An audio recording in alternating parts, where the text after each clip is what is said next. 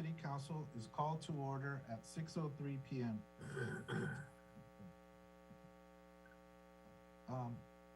I'll be doing the invocation tonight, and we will be led in the Pledge of Allegiance by our City Clerk, Paul Jimenez. Okay, so what do we do first, the Pledge of Allegiance, or no, the invocation? Okay, we'll do the invocation. Can everybody please bow their heads? And we ask God, our Heavenly Creator, to please bless us today, not only today, but every day, to keep us out of harm's way, to take care of help those people that are in need, people who are starving, people who are homeless, who don't have the means to be able to house themselves.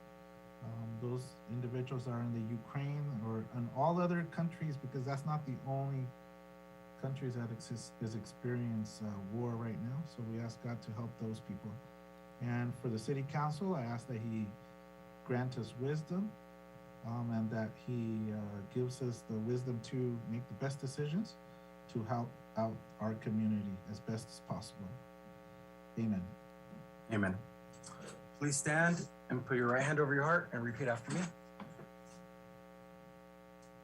Pledge allegiance to the flag of the United States of America and to the republic for which it stands, one nation, under God, indivisible, with liberty and justice for all. Thank you. Thank you, Mr. City Clerk. And thank you for your food distribution that you do on Saturday mornings. I think it's every 2 Saturday mornings, twice a month, I believe. And so thank you to you and the volunteers who are put together. And thank you to the food bank that has donated the food to you. Thank you. Appreciate that. Councilmember Montero has a presentation on the agenda. Did you want to do roll call first? Yeah, Mayor? I think everybody's here, but do the official roll call. Go ahead. Okay. Councilmember Montero? Present.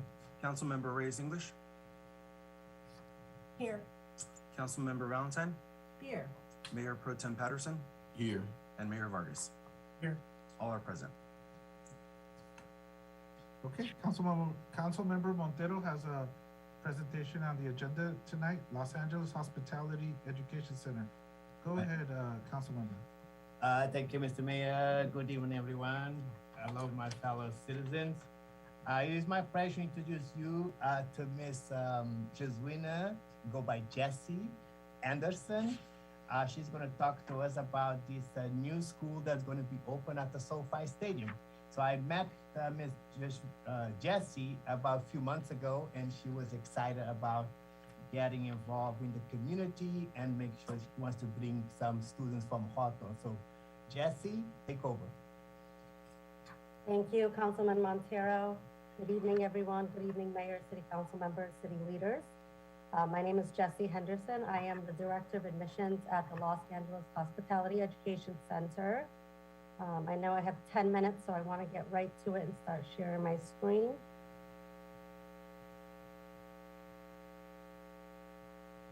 Can everyone see? Yeah. Yes. Okay. So we are the Los Angeles Hospitality Education Center. Again, my name is Jessie Henderson. On with me, I have Clarissa Karras. She is our Director of Education, and I also have Gary Prell, which is our Chief Operating Officer. So what is the Los Angeles Hospitality Center? We are a new education center located at SoFi Stadium. We are offered 3 different programs, which I'm going to go through with you guys today. And we're a hands-on training program, short-term skill-based program. So currently we offer 3 programs. One is culinary arts. This program prepares students to work as a cook. We have a food and beverage program. This is a server program, and we have a beverage program, and this is a bartending field. The culinary program is 2 11-week sessions. The food and beverage is 1 11-week session, and the beverage program is 1 11-week session. Our students are community folks with a passion for the hospitality industry. Our students learn best hands-on, and they're seeking short-term programs. some of our benefits that we like to pride ourselves on for our students is our classes are only 3 days a week. We offer a short-term program 3 days a week with flexible schedule. We have a low student-to-teacher ratio, and we're a skills-based curriculum. So all of the classes that our students will be taking have to do with their field that they're interested in. Our students will also have access to higher paying jobs within the Hollywood Park District, as well as premium wages as a LAHEC graduate. So when they finish our program, they'll have the opportunity to work here at SoFi Stadium right after graduation. So our job placements will be higher because the opportunities will be available to them earlier. We do have different scholarship opportunities available for our students. We have an academic scholarship, a perfect attendance award scholarship, and a needs-based scholarship. The scholarship that we're working with now is our LAHEC Direct Scholarship. This scholarship is a full scholarship to attend our culinary program here at SoFi Stadium at no cost to the student at all. And that's one of the reasons we were excited and wanted to present to you guys right away, because the scholarship is available now and our classes do start in July. And I hope to share the link for the community members to our scholarship. Some of our benefits to the community, our goal is to be part of the community and to support the community around us. We hope to work with local high schools to promote youth career outlook. We hope to build trust with our community members and just to be a partner in the community for the betterment of the whole. Our programs are for students that are high school students, are people that have been in the work industry that are looking for changes. They're just really built just for anyone. We did a little research on just the trends in California, and the hospitality industry is actually the second largest increase year over year in employment in this area. And that is a short, sweet Los Angeles Hospitality Education Center, but I wanted to open it up for questions. Any council member would like to add, or would you like to follow up with that, Councilmember Montero? Sure, Mr. Mayor. Thank you, Jesse. I think he's going to be excited because we do have the Centinela Valley Unified Union School District that has like a culinary art also going on at the Lusinga High School. So I know I gave you all those contacts. So I hope you in communication with them, because they can probably provide you with some students that going to need those scholarships, right? Because everything's about scholarship. But I want you to talk a little bit about your connection with the Amazon and Basil, and so a little bit, just a 30-second spill out there. Well, tell me a little bit more about. Well, I know you do have a connection with Jeff Basil, right? Well, so the Los Angeles Hospitality Education Center is part of Legends Hospitality. And under Legends Hospitality, there are different umbrellas, one of them being our catering company, which is local LA, and we do the catering for the Blue Origin launch in Texas. Okay, fantastic. And just to FYI, let me tell you that Jessie, the way that she contacted me, because she saw my bio on Cedar Hawthorne that I was from Cape Verde Island, so she's also a native and the parents from Cape Verde Island, so we have something in common. Right. All right, I'll let my other colleagues out. Thank you, Jessie. Okay, thank you. Hi, Jesse, Councilmember Hi. Willis English. You made mention that you have 2 11-week sessions. Do you take all 11 weeks, and the 2 sessions, how are those broken up into, and then more importantly, what's the cost of your program? So 2 11-week sessions for our culinary program. The students would go to school 3 days a week on the schedule that they choose, which is either morning, afternoon, or evening. They would have a break in between the 11-week program, and then the break is about a week or two, like, and then they would go back for the 11 weeks straight. And then the cost of the program, for the culinary program, the cost is $11,000. And for the server and bartending program, food and beverage, the cost is about $5,000. Okay, are you gonna be reaching out to restaurants, or how are you gonna promote? We are going to be working in the community, reaching out to restaurants and local community members, and also working to get additional scholarships for our students outside of what we are currently offering at the school. Thank you so much. Thank you. Councilwoman Valentine? Thank you. Thank you so much for that presentation. This is very interesting because we know that hospitality in the South Bay is really growing by leaps and bounds. So your program is very much right on time. So I want to ask you, how long have you been a school? How long have you been in business as a school? So we actually just started our first class in April here at SoFi. So we have not been a school long. However, Legends Hospitality has been in this industry for a very long time. And I'm sorry, what again is Legends Hospitality? We do the food and beverage here at SoFi Stadium and a lot of other stadiums around the world. Okay. And Gary, maybe Gary can jump in and give us a little. So I just want to get an understanding. The school is tied to Legends Hospitality. Correct. I see. And so then I was going to ask you about your graduating class, but you don't have one yet. But We'll have one in how are things looking so far as recruitment?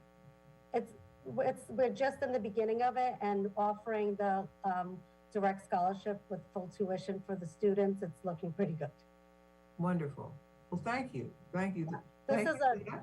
With the July class starting and the scholarships being awarded for July at 100%, this is the time for students to be part of the school while we're. And what is your full capacity? If you had full capacity, how many students would that be?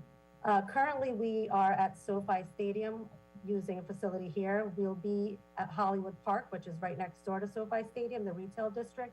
And at full capacity, we'll be over 1,000 students a year. Okay. Good luck. Thank you. Thank you. Thank you for your time, everyone. Councilwoman Reyes English, you have your hands up? Is that from before? No, I'm good. Thank you, Jesse. Great information. Best wishes to you all. Thank you. We look forward to partnering with you all. All right, thank you, Jesse, appreciate it. Thank you, Councilman. Oh, real quick question though. I'm so sorry, ma'am. Jesse? No, I'm here. Would you be available to be able to have a booth or something at Councilwoman Olivia Valentine, the city's Business Expo? I mean, even though it's we're trying to promote businesses, these are opportunities for businesses to have their people trained. Yes, absolutely. Please send over the information. If you could provide the contact information so that Councilwoman Valentine and her team could contact you, that might be a good thing. Okay, I can definitely do that. All right. Thank you, ma'am. Thank you. Thank you. Thank you. Thank you, Mr. Mayor. No, for sure. Next, we have our second presentation being introduced by City Manager Yvonne Norris, LACAD. Elicata, go ahead. Thank you. Good evening, Mayor, Mayor Pro Tem, City Council. I would like to introduce Joshua Herzeman. He will be presenting an update on the Lakata program, and I'd like to say thank you to Lakata for the great work they have done in Hawthorne.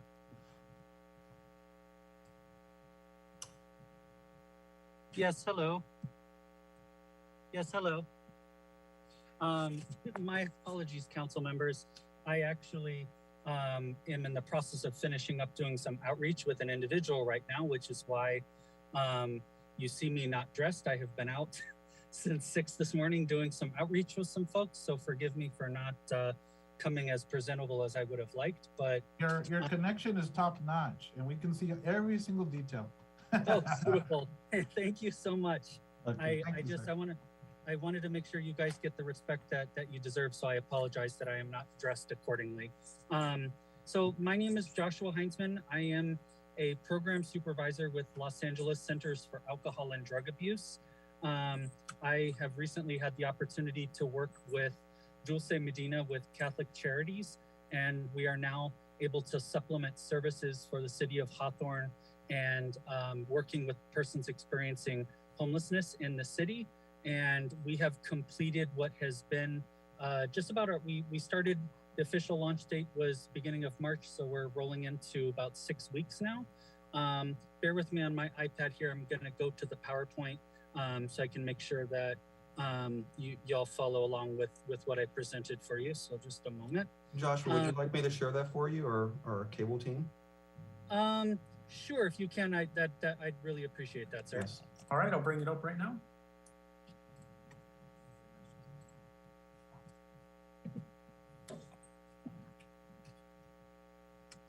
So perfect. So like I said, this is I'm with our homeless outreach team. If you could switch.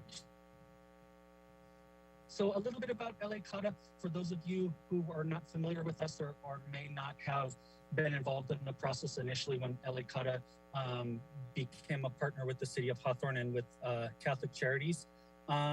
We're a licensed and certified substance abuse and behavioral treatment center, providers certified by the state of California, as well as the County of Los Angeles Department of Public Health's Substance Abuse Prevention and Control. We work primarily with persons that are struggling with addiction and behavioral health problems. And we do that by providing a client-centered, trauma-informed, recovery-oriented services offered by committed, caring, and qualified staff of licensed, certified, and registered professionals. LA CAUTA we offer critical services across a wide continuum of care and treatment. Some of those include outpatient, intensive outpatient, and residential programs. This full continuum of addiction care is available for adults 18 and over, and we also offer some services to adolescents age 17 through 19 in an outpatient setting. And if you could slide to the next one, please. We also, so LA CAUTA, so in our treatment settings, be it residential or in one of our outpatient programs, or even what we're doing with y'all in Hawthorne out on the streets, we offer drug education, diversion programs, parenting education, anger management, domestic violence counseling.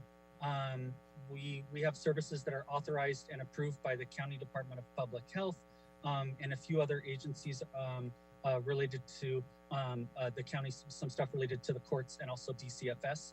LA CAUTA also has what we call the Art and Start House. And so we have a program is specifically established for persons that come from marginalized sex or sexual orientation or gender identity status populations, and specifically for those LGBT identified persons seeking recovery from substance misuse.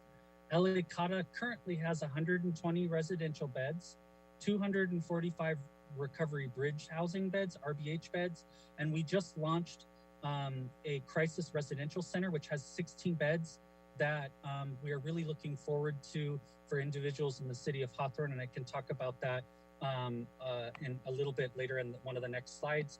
And we're soon to have a 16-bed emergency shelter that we'll have access to for persons experiencing homelessness to get them off the streets. So for us, typically this right here, the little picture on the slide, this is behind the Ayers Hotel, which is right off the 405 by the Costco. And so a typical outreach day for LA CAUTA, what it looks like, and forgive me if y'all are experienced with outreach and have had other providers explain it. I just felt it was important for you guys to get an idea of what it looks like for us. And we conduct outreach rounds, and the way that's done is Dulce has been a great partner with us. She has identified hotspots in the city where we typically go first thing, and we target those areas to make sure that we see the folks that are out there and we're able to make contact with them on a consistent, regular basis. We engage with new homeless individuals, so we are trying to identify folks that are not just the frequent flyers, so to speak, or the regulars that the city of Hawthorne the neighbors may be experiencing there, but also looking for people that are coming into the city that are new, that might just be transient passing through, or what we've discovered lately, and I know this is probably no surprise to the council members on this call, but the folks that there's definitely been an influx of folks coming from Inglewood since the SoFi Stadium has come in. And so we've worked to identify those individuals who have not necessarily been Hawthorne homeless in the past, but are there because of changes in homeless enforcement elsewhere in the region. One of our main things is we want to link individuals to the services they need. Housing navigation is our priority, with working with persons experiencing homelessness in the city of Hawthorne. And while we know housing, housing seems like the answer to homelessness. And yes, we know that putting someone into a situation where they have a permanent supportive housing, or they have a roof over their head, that works, that gets them off the street. However, what we do know is that there's more to it than just that for us to be successful. So in the outreach day, we're also working with folks that have substance use disorders, identifying those individuals, identifying the individuals with mental health disorders, the individuals that have legal primary health concerns, that may or may not have medication compliance, that have education and employment needs, that might have family reunification needs, and children and family services, as well as benefit assistance. If you can slide to the next one, please.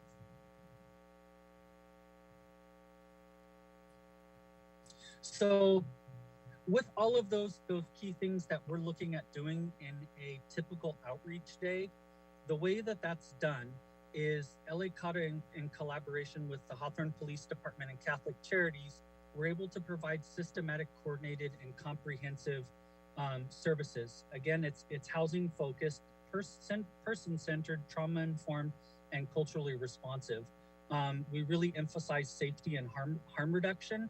And from there, what happens is when we present ourselves this way, and it's all about relationships, we have to get to know the folks that are experiencing homelessness in Hawthorne, so they get to trust us. They need to know who we are, and they need to know that we're there to help them. We're not there for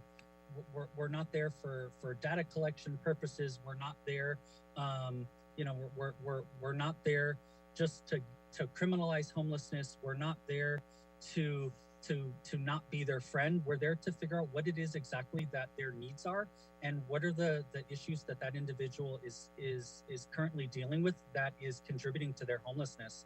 And so by participating and being person-centered and really taking a look at homelessness being something that creates a lot of trauma for individuals, not only the trauma that may or may not have existed prior to them experiencing homelessness, but being homeless in and of itself is a traumatic experience. It's not something that's normal. And so we normalize that experience for them. And in doing so, that is how we are able to leverage the resources that we have available that are currently existing, that the city of Hawthorne uses with Catholic Charities and other partners that exist. And then we can leverage the relationship with that individuals to be able to use those resources effectively, so that we're just not putting them in a room for the weekend, rather than putting them somewhere where they can get the support that they need. And when an individual accepts services, what that looks like is we're going to address substance use with treatment. We're going to get them connected to the appropriate mental health services, housing assistance, legal assistance. There's a lot of individuals that may or may not want to come off the streets because they're afraid that they might have active warrants. We as an agency will actually walk individuals to court and help them clear their warrants that exist. That way we can let the individual know, or let the court know, that someone that is experiencing homelessness that might be afraid of getting off the streets because they have pending legal matters, that if they get into treatment with us, we're willing to advocate on their behalf and help overcome that barrier for them. Employment is another one. We want to make sure that once an individual accepts services, that we can assist them in becoming fully self-supporting. That might not fit for everyone. It might be a matter of us trying to assist the individual in getting income sources that might be related to disability, veterans, services. So employment isn't just a one-size-fits-all for everyone, and us wanting them to be self-sufficient because they might not be employable, and that's okay. But we need to figure out what exactly is the reason behind that, if it's a matter of job training or if it's a disability. And so we address that while we're out there. And also looking into child and family services. If you would please, the next slide. Josh, sorry to interrupt, we have 2 minutes. Okay, thank you, sir. So for program outcomes, and again, I apologize, you guys, I wish I had 10 more minutes, but I know as council members, you have a lot of important business with the city. So if I'm bulldozing through this, forgive me. I was able to pull a little bit of information for the month of March, so members can see what we've done. So for the month of March, we've engaged approximately 78 first-time persons experiencing homelessness. That's off of self-reported data from the individuals that we're outreaching. Out of those individuals, we've placed one at our residential facility called the Allen House in Santa Fe Springs. We've placed another at one of our residential facilities called Nuestra Casa in Southgate. We've placed 2 individuals at the Union Rescue Mission downtown, and we were able to place 1 individual in a bridge housing program through Harbor Interfaith. And this was a female who was a victim of sex trafficking. We've also linked 1 individual to Tarzana Treatment Center Detox, and we were able to build trust and rapport with 10 individuals who were then subsequently entered into the HMIS housing system. And in terms of case management, we were able to help 1 person become document ready by helping them secure their birth certificate. And we've also helped 2 individuals getting successful and obtaining their driver's license and identification. While some of that seems very basic in terms of the case management needs, it's really important that we have been able to get 10 individuals into HMIS. Those are individuals that have not been into the system, they have not been assessed, and now that they are there, and now the outreach team that LA CAUTA has as a presence in the city of Hawthorne now can follow these 10 individuals and make sure we stay on top of their progress with any vouchers that may come through, housing opportunities, and we will be out in the community and continue to support them with housing. The numbers seem small to me, but when you're out on the streets, and for any of you members who have been out, and I would imagine all of you have, when you spend time with 1 person, to be able to get 1 person off the streets, in my opinion, is an absolute success. And sometimes it's an all-day affair. So after a first month, this is our numbers. We're definitely looking at an increase. I'm incredibly humbled and grateful for the opportunity that the city of Hawthorne has afforded LA CAUTA. I will end with this. I am a person who has struggled with substance use. I have been homeless myself multiple times. And the team that is assembled in Hawthorne with you guys, there's an individual named Chris and Manuel. And between the 3 of us, we all have struggled with some of the things that your neighbors that are experiencing homelessness have. And we are very passionate about what we're doing, and we're out in the streets every day. And I know we're making an impact based off of some of the programs thus far. So I appreciate your time. Thank you. I know it's a little unorthodox. I'm in this van and I've had to bulldoze through, but if you have any questions, I would love to answer any questions or feedback that y'all might have for us. Thank you, sir. Thank you, Joshua Heinzman, and thank you for sharing your personal experience with us. Councilwoman Olivia Valentine, go ahead. And then yes, thank you. And then Councilwoman Reyes English. Yes, thank you, Mr. Heinzman. Very impressive presentation. I have a few questions. What you have encountered, it looks like 78 people altogether. And it looks like you're doing an amazing amount of services for each one. You said something that I was not aware of, and that was that we were having an influx from Inglewood. How many, do you have an idea of how many people came from Inglewood? Do you have any? I don't have an idea, and my apologies, council member. I need to make sure I'm very precise with what I'm saying. And that's part of the bulldozing through. When we've gone to some of the encampments that y'all have, the information that we've gotten speaking to the folks there is that the persons there were not specifically, like there's off the 105 freeway, there's a mobile gas station where there's a homeless encampment that typically has around 25 or 35 individuals. And the individuals there have communicated to my team that they were not traditionally Hawthorne homeless, so to speak, that they had migrated there in recent history as a result of enforcement from Inglewood. So I wouldn't have numbers for you. We just, when we're trying to figure out if the individuals are first time encounters, meaning that they are first time in Hawthorne or first time being outreached, that's the information that we're collecting from those individuals. You bring up a good point though, and I'm gonna have to take a note that I actually will ask to be able to collect that data. I would appreciate that.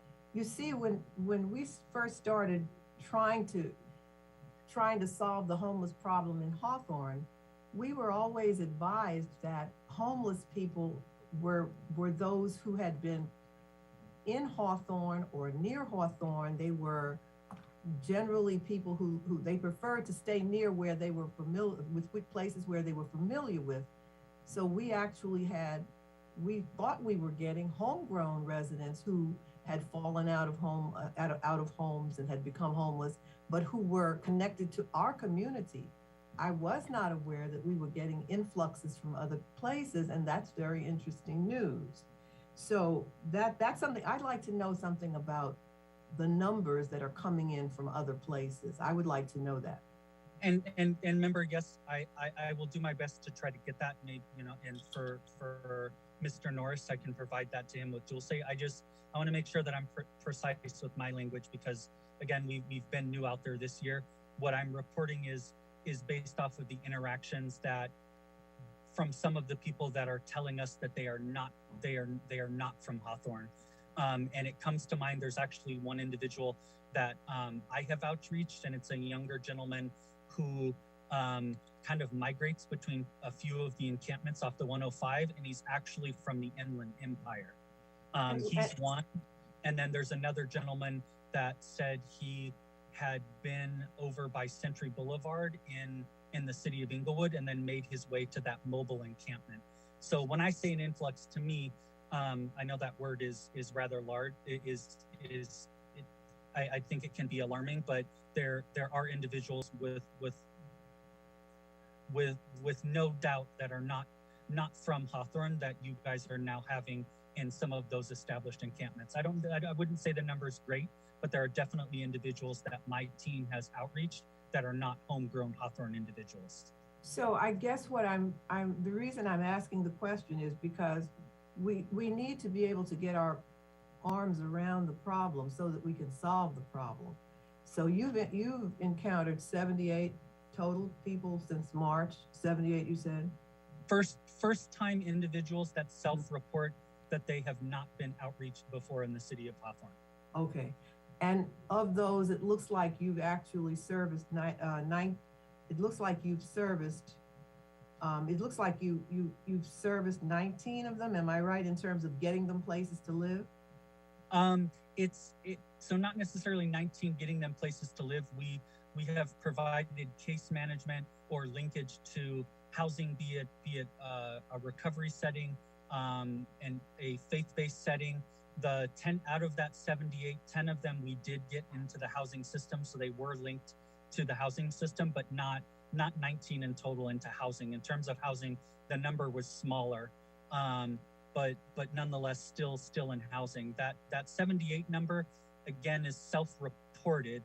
We outreach more than that. I didn't put the total number because some of the data that Catholic Charities had asked for us to provide to the city was related to first-time individuals. Okay. And that's the data that I collected was 78. I hope that answers the question a little better. And thank you. I'm very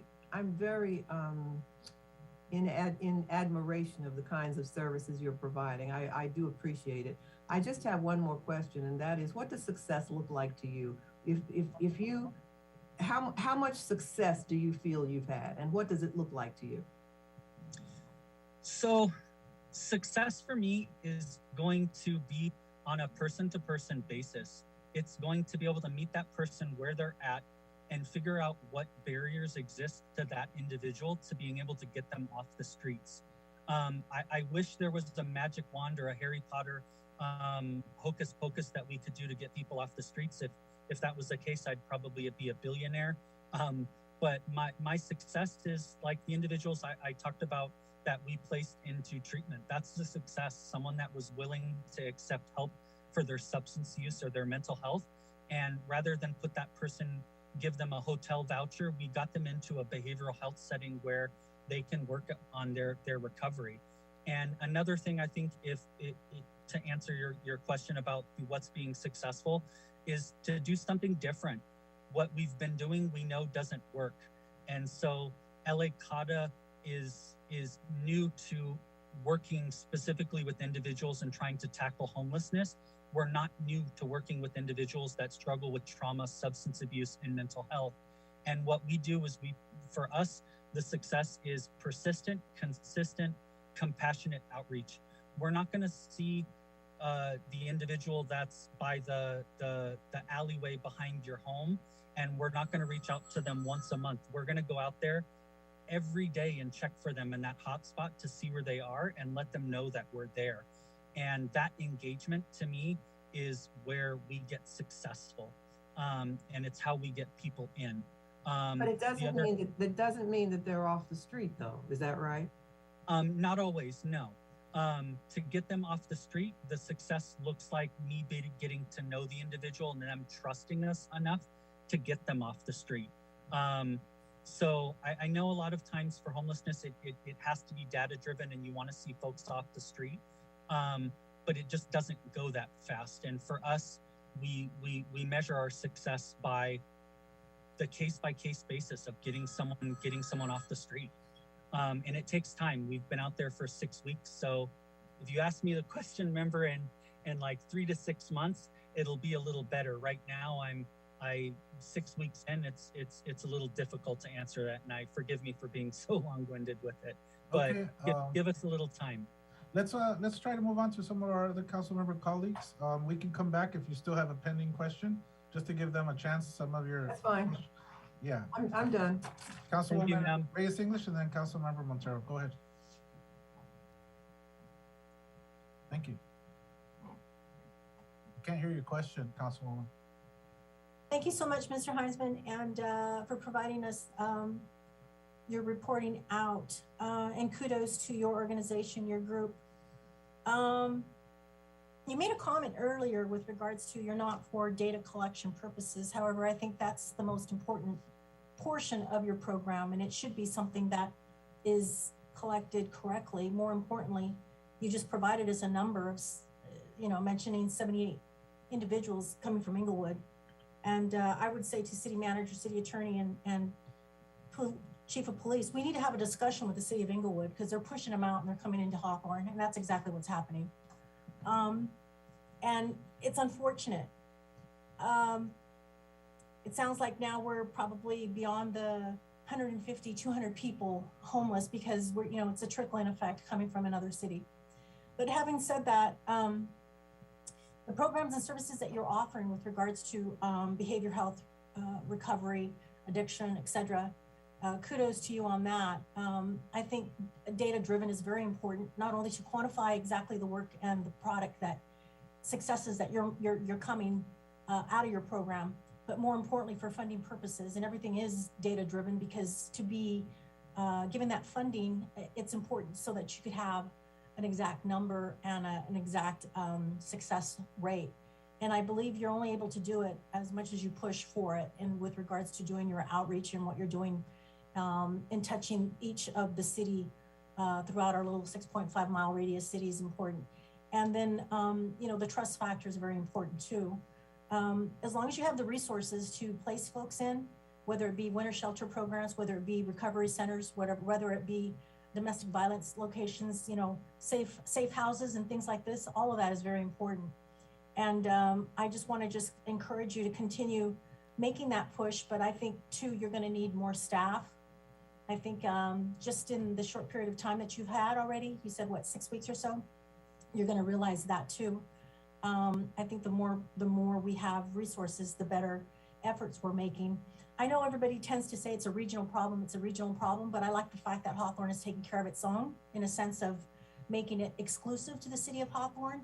working on currently what we have to assure that we're getting those services and programs and referrals made out to whatever center that needs to, be addressed regarding their mental state of mind or not.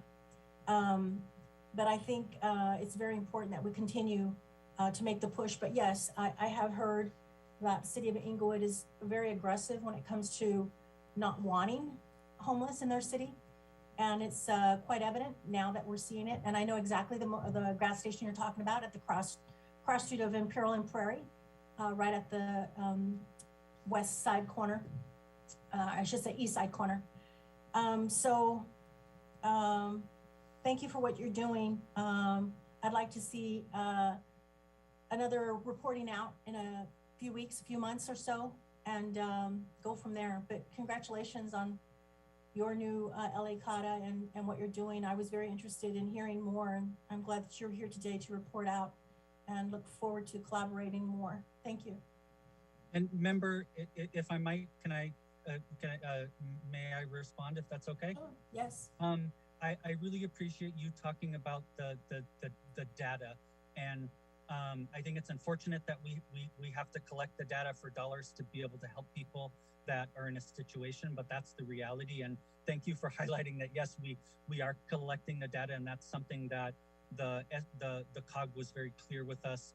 And so we are collecting the data for you, because we do need to quantify what's happening, and we will provide that for you. I just, our success to me has to look, the data definitely will show success.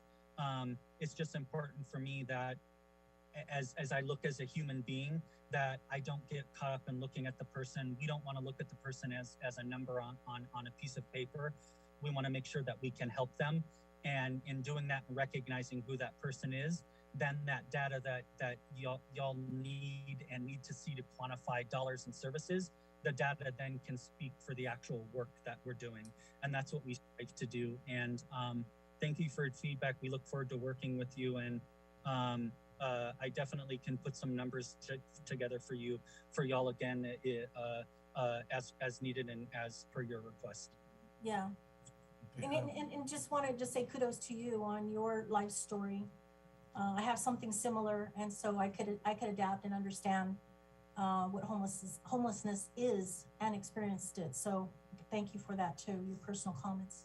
And just last thing with you, member, and this goes to speak for all members of city council and just residents in the city of Hawthorne. It is, I say this, and I wholeheartedly believe it, it is a privilege to work with independent cities like Hawthorne that are taking the time and resources on their own to address homelessness, because there's an advantage in that. And we see it as an agency with the other cities that we provide services to, namely the city of Alhambra and now West Covina, where the partnerships with city councils such as yourself, with police that are willing to work with the homeless and not criminalize it, but collaborate with us, we will be able to be successful and have that data show that the collaborations work. So thank you, ma'am. We really need to move along with the meeting, but we have another council member colleague that needs to ask questions. So if you could just maybe take some of the feedback and run with it, sir. Go ahead. Yes, I will. Sorry. Thank you. Councilmember Montero, go ahead, sir. Thank you, Mr. Mayor. Thank you, Mr. Heisman. I have to tell you that, by listening to you talk, okay, give me goosebumps and feel a little bit emotional, okay? Because I have worked in the past also as a case manager and help families and homeless. When you talk, you have the passion. I can feel it in your voice. And it is a tremendous effort when you put out there, you help these people, even when you said one individual, when you house one individual, that is a success. And then to give them all these services, from substance abuse treatment, from mental health service, from housing assistance, from legal assistance, employment, and even get them a driver's license or a birth certificate, it is a tremendous effort, because that it takes time. And you have been building relationship, and that's what people don't understand. You have to build relationship with the homeless. You cannot just go there only once. It might take 10 visits. for them to start to talk or to trust you. So I think you're doing a tremendous job. Even the 78 numbers, and this is what we need to remember: homeless does not have borders. They travel, and they go sometimes where they feel comfort.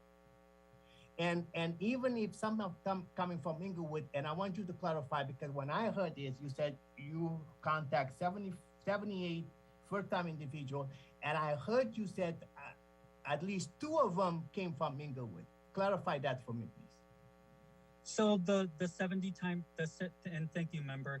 I appreciate your kind words. The 78 first-time encountered individuals, it's self-report from these individuals who have told us that they have not been outreached in the city of Hawthorne before. And out of that 78, there were 2 specifically, and I like the information firsthand. And these were individuals that, as we launched the program, that I outreached in the encampments, and 2 of them, well, one of them was from the Inland Empire. The other one told me that they had come from off of Century in an encampment in Inglewood, and that they, due to enforcement, had made their way down into Hawthorne. And so I apologize. I need to be precise with my language. Influx is such a big word, but I say that because I think it's important for you to know that, you know, there were individuals that are not Hawthorne homegrown that we have encountered. So I don't want to ring the alarm with that, but that is what we have experienced that a little bit with the individuals that I mentioned to you. Yeah, and thank you very much for that clarification, because we need to understand, yes, we do not have control, because we're not going to put barriers on Imperial or Hawthorne to stop people coming. And I'm glad that you showed the Harris Hotel encampments, because that's one of the areas that we did want agency like LACADA to work with these individuals to try to get them housing. And I have to say, you have done a tremendous job for this first 6 weeks. So I'm glad you are here to helping us, because, you know, we just see the homeless sometimes on the street, and we don't know what they have gone through. So you actually now be able to identify these individuals and try to give them some type of hope. And when you talk about self-sufficiency, that is the key point, is to help them get to that self-sufficiency. It might take, not just, like I said again, it might take not 90 days, 120 days, or even 6 months for them to be able to be housed somewhere. So, and I'm glad to see that you are doing that. You're putting people, you know, all over LA County. And to me, you know, this is what the South Bay COG, the Homeless Task Force, we try to work together to bring service to address these issues. So thank you very much for your work, and continue to do great work. And again, my hat goes off to you, because 78 people, and even by one individual being housed, or even 3 or 4, to me, that is a success. So thank you very much. Thank you, member.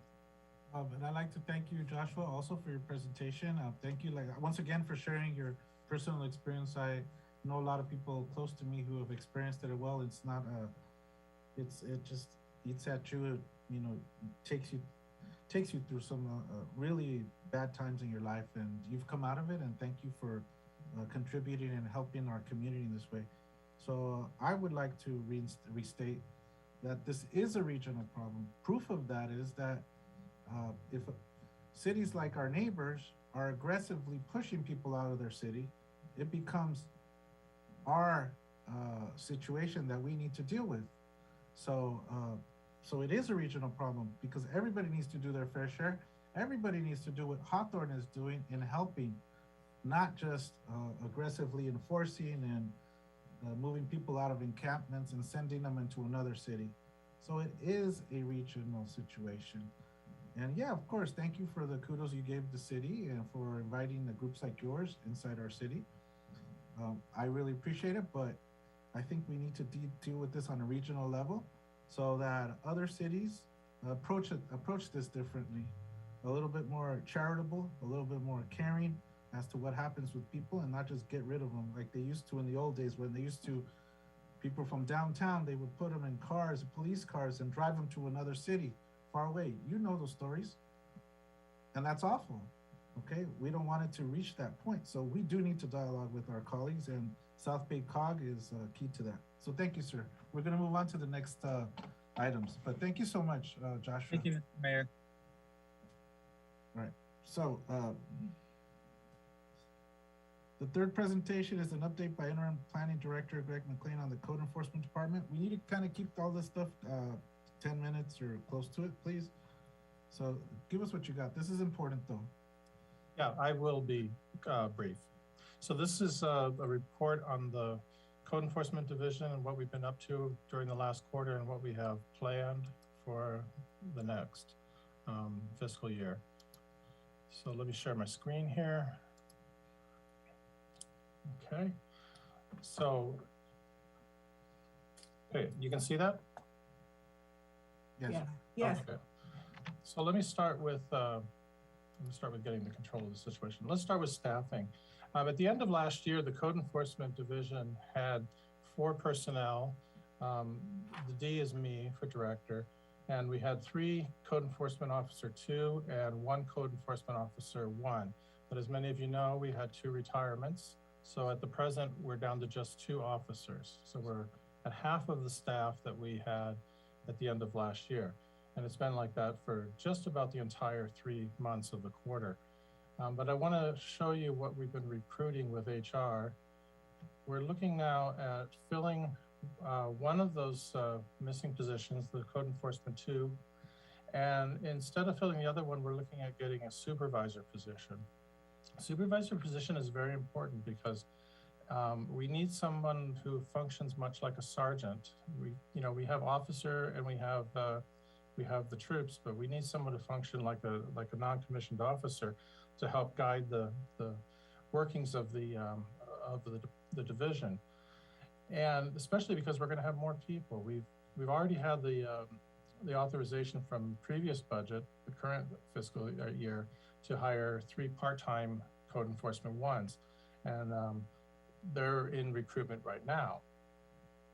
So we're going to be fully staffed for the first time in quite a long time. And you'll see why we're going to need that pretty soon. But with this many people, we need somebody to supervise, to manage the schedules, to manage the activities, to set the priorities for the division. And it's a little bit too much for a director to be working on the day-to-day activities of one person. Now, I will say though that this supervisor will also be a working Code Enforcement officer. This person will be out in the field, will be doing inspections, and will have cases, but will also just be a supervisor as well. So that's the plan for staffing, and we're working on that currently. By July, I hope to have the division fully staffed. Okay, so let's look at some statistics for 2022 so far. New cases that have come in, we've had 171 cases so far in 3 months. And out of those, our 2 officers have resolved 121 of them, which is pretty high resolution rate, 71%.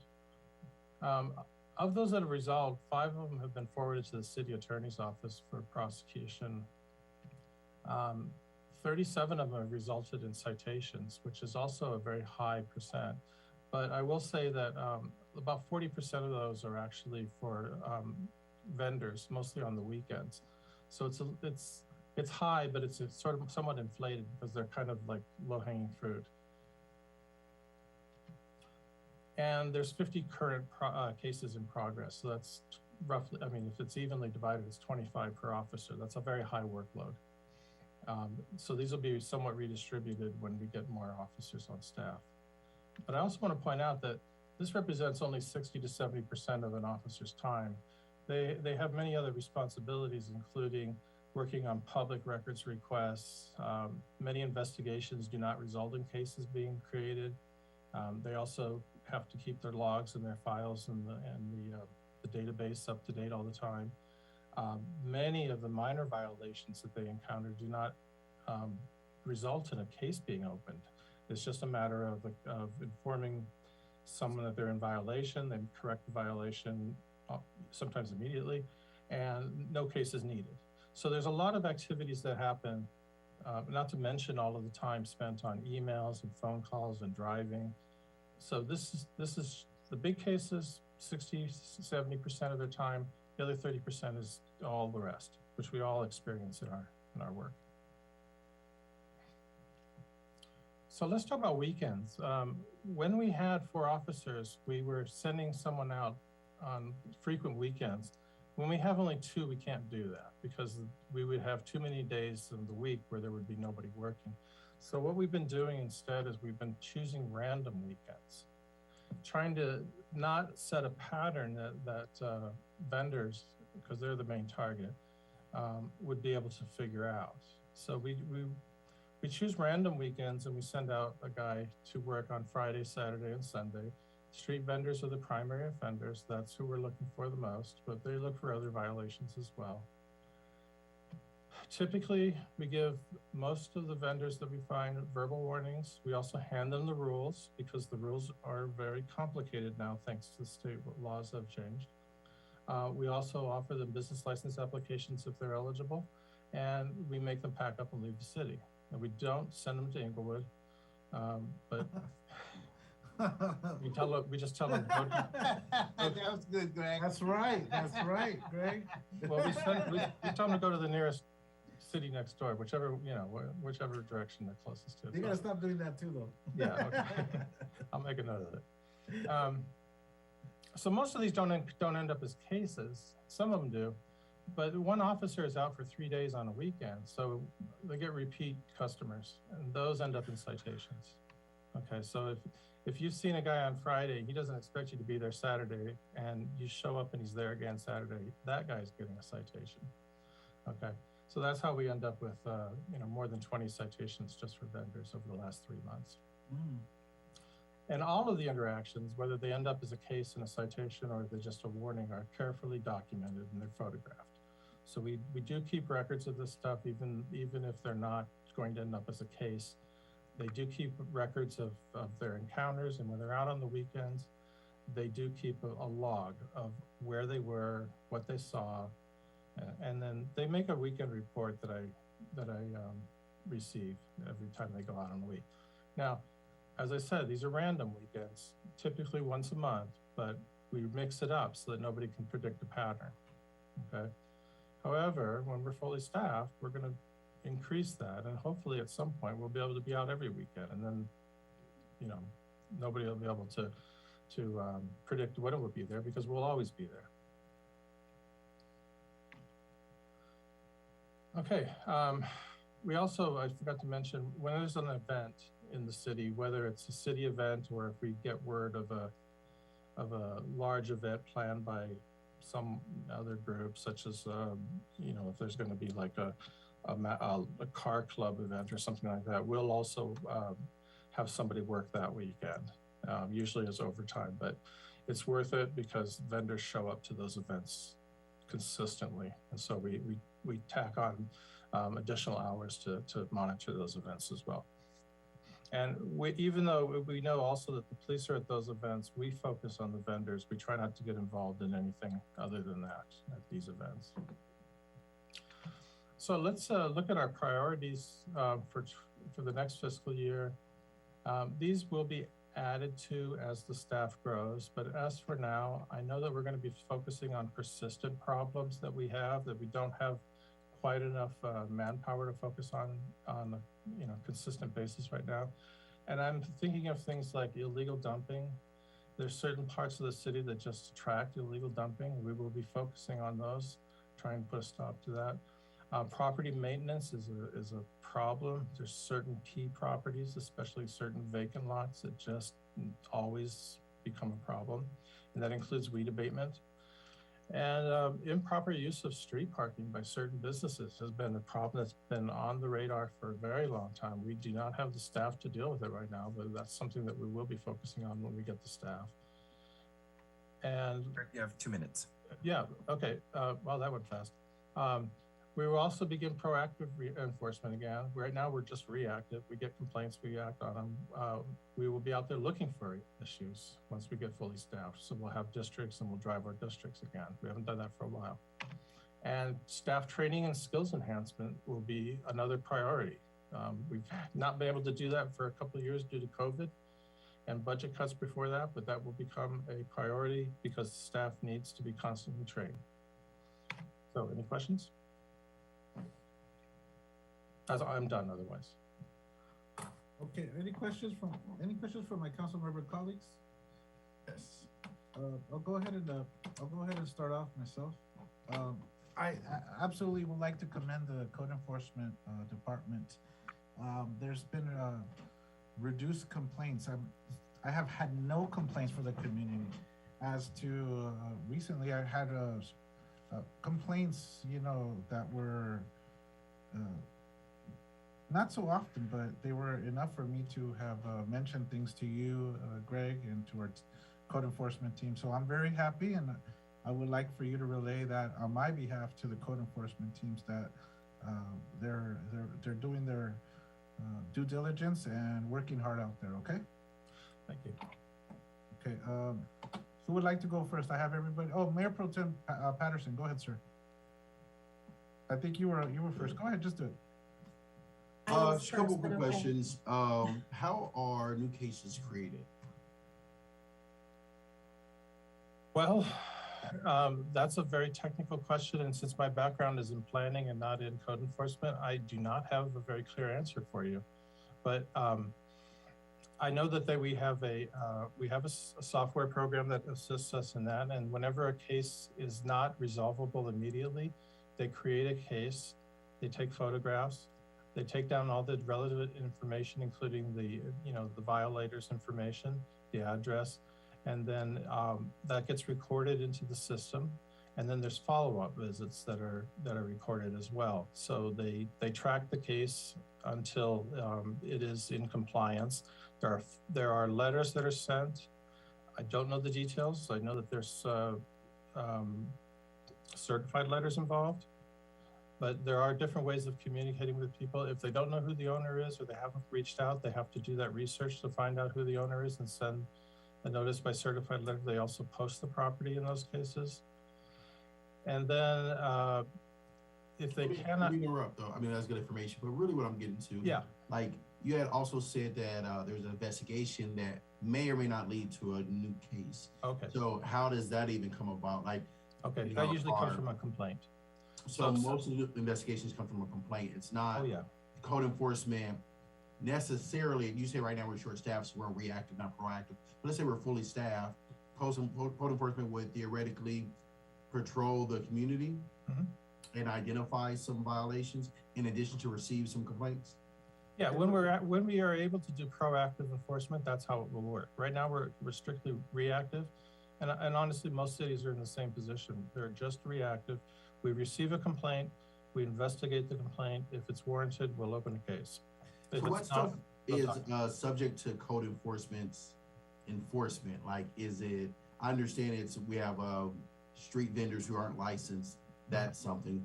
Would it be like unpermitted additions? What are the other things that code enforcement would look into? Any violations of the municipal code. So it can be unpermitted additions. Those might be referred to the building inspectors to follow up on. It might be businesses operating without a license. That could be referred to business license. There's any violation of the municipal code is fair game. Let me ask you, what if a resident feels that their landlord isn't maintaining the property the way that they should? Yeah, we can investigate that. And if there are violations of the municipal code, we will follow up on that. A lot of times there are, and we do follow up on that. And we seek to get the landlord to make the necessary corrections.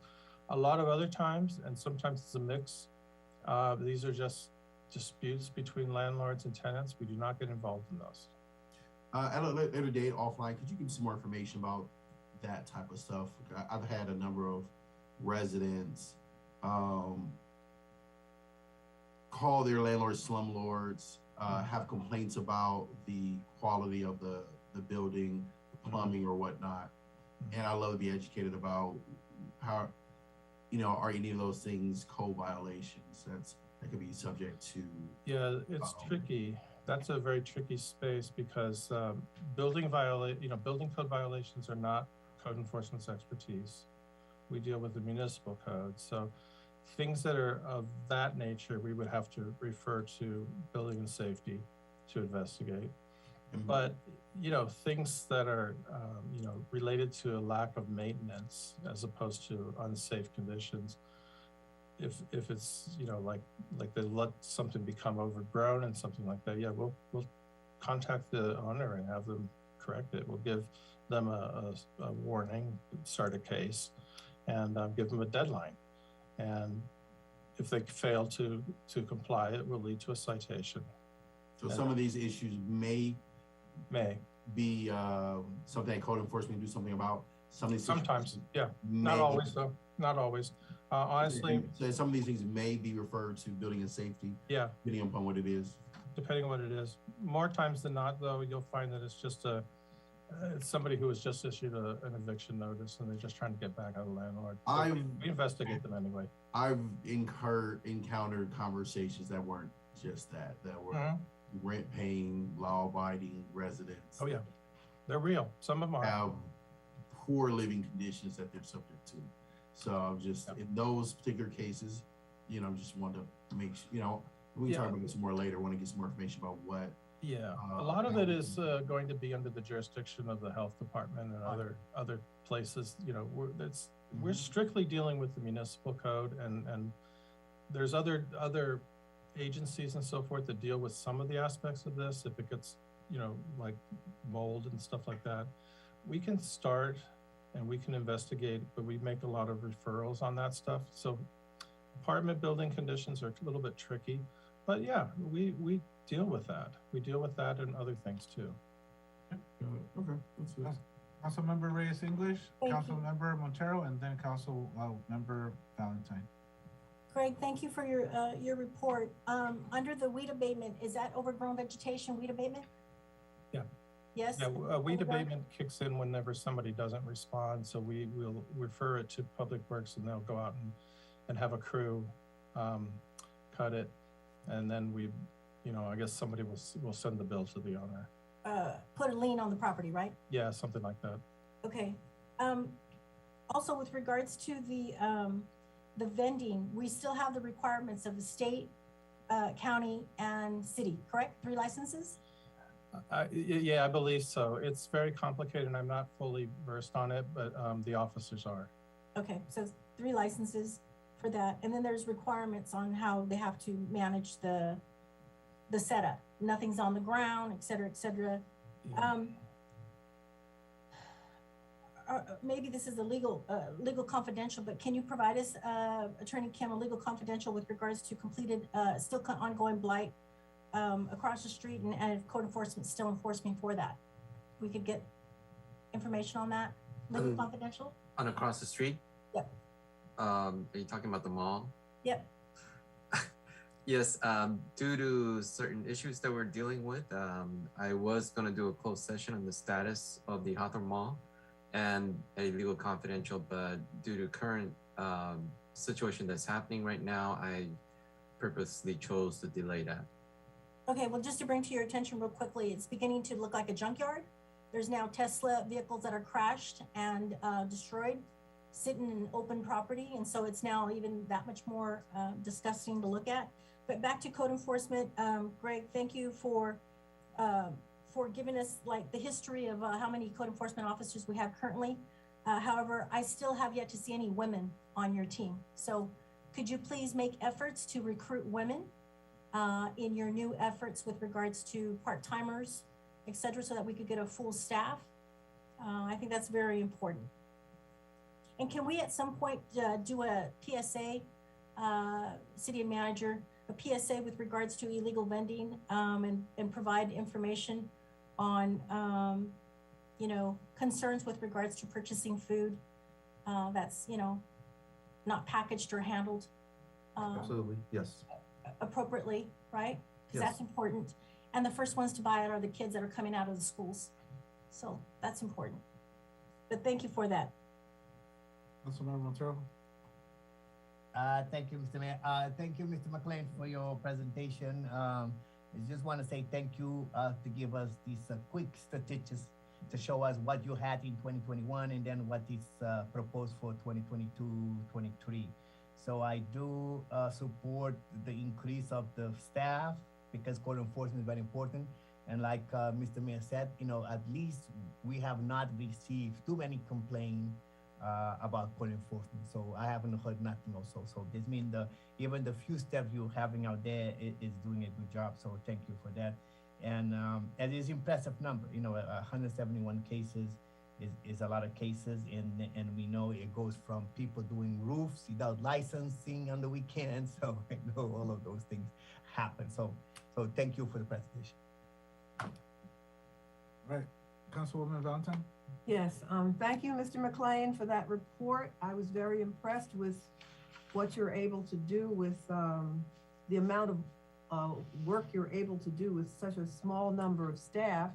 And I was concerned about the overall, when you says staffing, I didn't see that you had a place for someone to do intake. So when you receive a complaint and you decide to make it a complaint and list it as part of something that's going to be taken care of by code enforcement, are you the person who's actually taking the complaint, doing the statistics on it, or do you have someone to do that?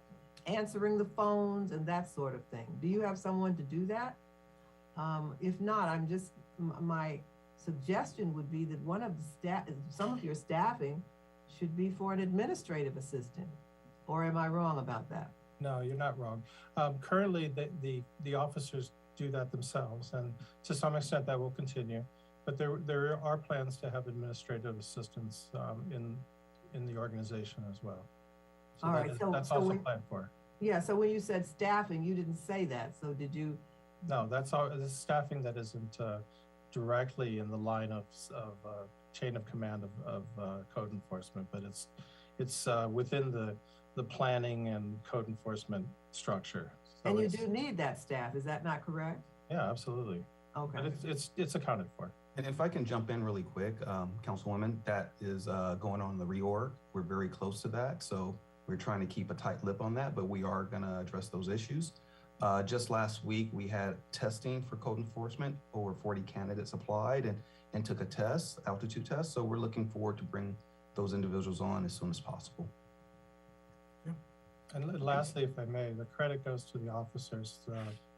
If you're not receiving complaints, it's their work, it's not mine. Thank you so much, Greg. I appreciate your report. We all appreciate your report. Thank you so much. Mr. Clerk, please read the guidelines for oral communication, sir. Sure. Pursuant to Government Code Section 54954.3, all remarks should be addressed to the City Council as a body and not any individual council member. During oral communications, speakers shall have 3 minutes to state their business. The Brown Act prohibits the City Council from providing a detailed response or acting upon any items not contained on the agenda. The governing bodies as a body shall have discretion at the close of oral communications to refer any remarks to the city manager for study, investigation, report, and/or recommendation. Mr. Mayor, we have no emails regarding public comment for tonight's agenda, and we have no speakers tonight for oral communication. But we still do need to wait the 30 seconds for lag time. So I will start that right now. Anybody who would like to call in, you have 30 seconds. I'll give you guys 45.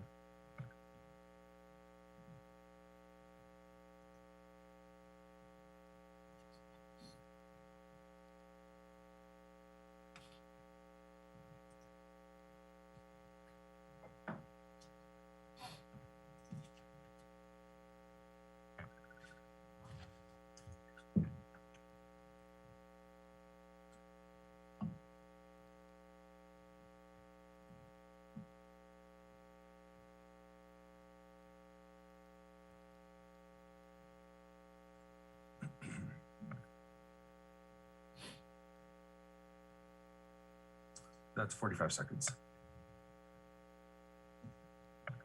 Having no speakers, I declare oral communications closed. Mr. Clerk, your consent calendar, please, sir. Yes, Mr. Mayor, I have 7 items on the consent calendar. There are items 8, 9, 10, 12, 13, 14, and 15 for your consideration and approval. Item 8, approval of City Council minutes for the meetings of May 11th, 2021, May 25, 2021, and December 14th, 2021. Item 9, approval of waiver of full readings of resolutions and/or ordinances on tonight's agenda. Item 10, City Treasurer's request approval of the warrants. Resolutions, item 12, resolution number 8347, a resolution of the City Council of the City of Hawthorne, California, calling and noticing a consolidated general municipal election. Item 13, resolution number 8348, resolution of the City Council of the City of Hawthorne, California, proclaiming April as Sexual Assault Awareness Month and Wednesday, April 27th, 2022 as Denim Day in Hawthorne. Item 14, resolution number 8349, resolution of the City Council of the City of Hawthorne, California, re-ratifying the proclamation of a state of emergency by Governor Newsom on March 4th, 2020, and reauthorizing remote teleconference meetings of the City Council, commissions, and committees of the City of Hawthorne for the 30-day period beginning April 12th, 2022 through May 12th, 2022, pursuant to the Ralph M. Brown Act and Assembly Bill number 361. Item 15, resolution number 8350, resolution of the City Council of the City of Hawthorne, California, approving budget allocations for specified elected officials for the 2021-2022 and 2022-2023 fiscal years for adoption. Make a motion? Second. Okay, please note, Mr. City Clerk, item 12, calling and noticing a consolidated general municipal election, just so you can correct the agenda. So that interdelineation. Perfect. Is everybody okay with that, Council? Okay. Yes. Okay, thank you. Just for corrections, okay? Roll call vote, Councilmember Montero, I believe, made the motion. No, I think I made the motion, and who seconded it? Councilmember Montero, I believe it is. Thank Is you. that good? All right, go ahead, guys, vote. Okay. Councilmember Montero, Yes. Councilmember Reyes English, Yes. Councilmember Valentine, Yes. Mayor Pro Tem Patterson, Yes. and Mayor Vargas. Yes. The vote reflects Mayor and City Council voting yes. That concludes my consent calendar, Mr. Mayor. For public hearings, we have an item. Mr. City Clerk, can you read that, please? Yes. Now is the time and place for a public hearing for the Housing Authority's Housing Choice Voucher Program 2022-2023 Annual Plan. Housing Department's declaration of publication filed. No written communications were received. Recommended motion, staff recommends that the City Council conduct the public hearing and receive comments on the draft 2022-2023 Annual Plan. 2, adopt the 2022-2023 Annual Plan. 3, close the public hearing and direct staff to file the required annual plan with the U.S. Department of Housing and Urban Development on or before the due date of April 17th, 2022. This public hearing allows for public comment. Mr. City Clerk, did you receive any calls or any comments for this? No, we did not, sir. Let's go ahead and wait 30 seconds for this one too. Okay. That would be most appropriate if we're doing it for the others, okay? Mhm.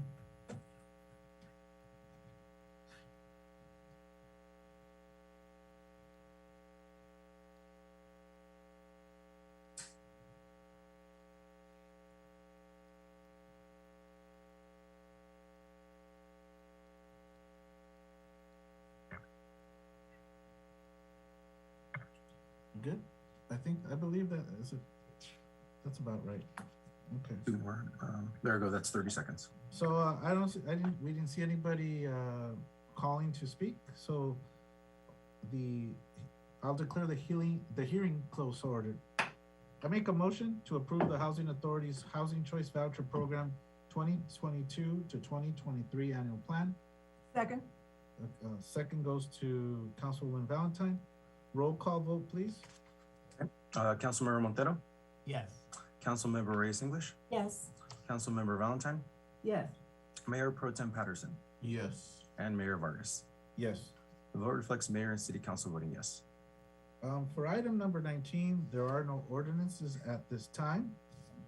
We do have a general matter item on the agenda.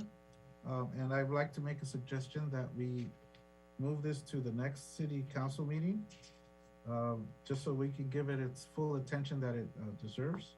and maybe set it towards the front. Do I have any support for that, or what do you guys say? That's I fine. would agree with that. I second it. Okay, it's been seconded.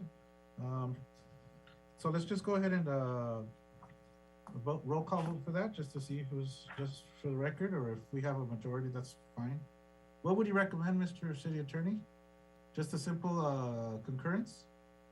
Yes, just for clarification, you wanted to move it to the meeting of the April 26th Yes, sir. and put it in the front. What do you mean by If you, front? if you could we do it as a presentation? Could we, well, once we have it on the agenda, we could choose to bring it up towards the front of the meeting.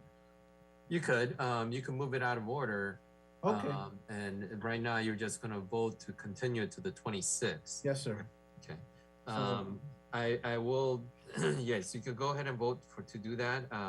Certain subjects, I request that you do not discuss in detail at a public hearing because of pending litigation matters, so, Okay, so that's a forewarning, right? yes. A forewarning. Would you let us know now or later? Or through? I'll remind you at the next meeting, Okay, please do. yes. Well, I think I already kind of, suspect which ones, right? Yes. Okay, roll call vote. Okay. Mr. Councilmember Montero, Yes. Councilmember Reyes English, Yes. Councilmember Valentine, Yes. Mayor Pro Tem Patterson, Yes. and Mayor Vargas. Yes. The vote reflects mayor and council members voting yes. Okay, thank you, council. But I suspect that, our city manager has, put together a nice, complete and straightforward, report, right? Yes, I have. Thank you. Thank you. And there's a copy on your desk also. Yeah, so we could just actually, give us a little bit more opportunity to look at it, right? So, okay, thank you. The next is item 22, general, agenda item 22, which is the city manager's consent calendar. And Mr. City Manager, the agenda reflects they have items 23 to 27 and item 29 on the consent calendar, with item 28 having been pulled. Is that correct, sir? Yes, that's absolutely correct. So please proceed by introducing the remaining items into the record, please. Absolutely.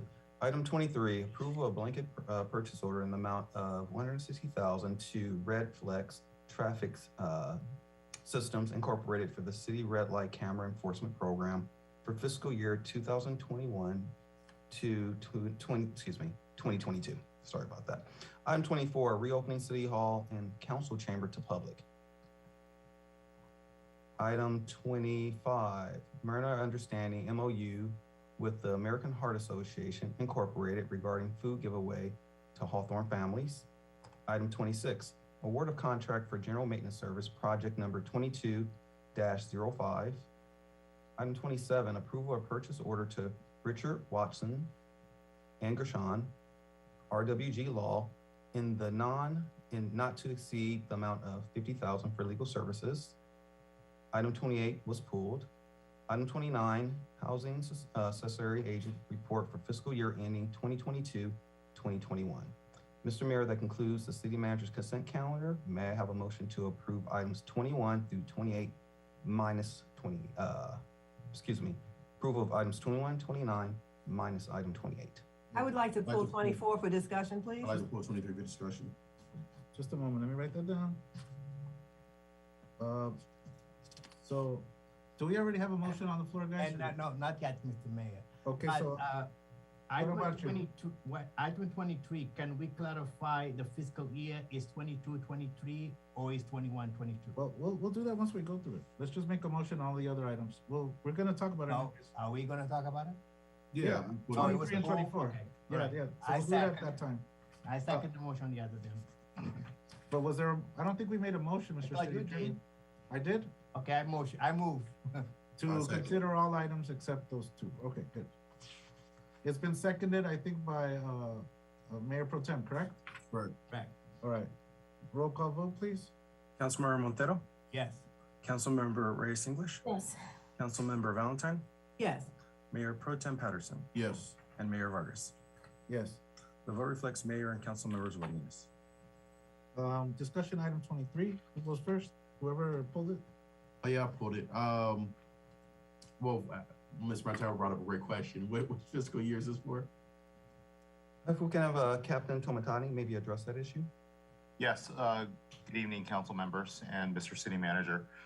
It is actually for the current fiscal year, 2021 through 2022.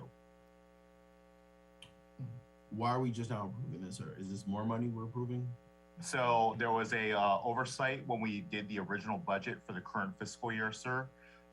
There was a misunderstanding. The police department side thought that the finance department was going to handle the blanket purchase order and vice versa. So this actually wasn't on the list. This is the existing agreement. There is no increased amount. We're just trying to make sure that we can make it through the current fiscal year by getting this additional BPO. So we've already budgeted for this expense. We just haven't issued a purchase order. Is that correct? That is correct. Got it. Really want to ask some questions about the red light camera program in general. Maybe I'll wait for that. Well, actually, this, you know, if you're gonna do it now, or else we're gonna approve this order, blanket order, and it goes forward. So maybe anything you say could affect our opinion, right? So what's the total cost of this program for the year? Is it the 160 or is it 160 plus some other monies? It's 160 plus, sir. So the 160 is what we have for an outstanding invoice that is yet to be paid and what the expected invoices are for the rest of the current fiscal year. So what's the total cost for the fiscal year for this program?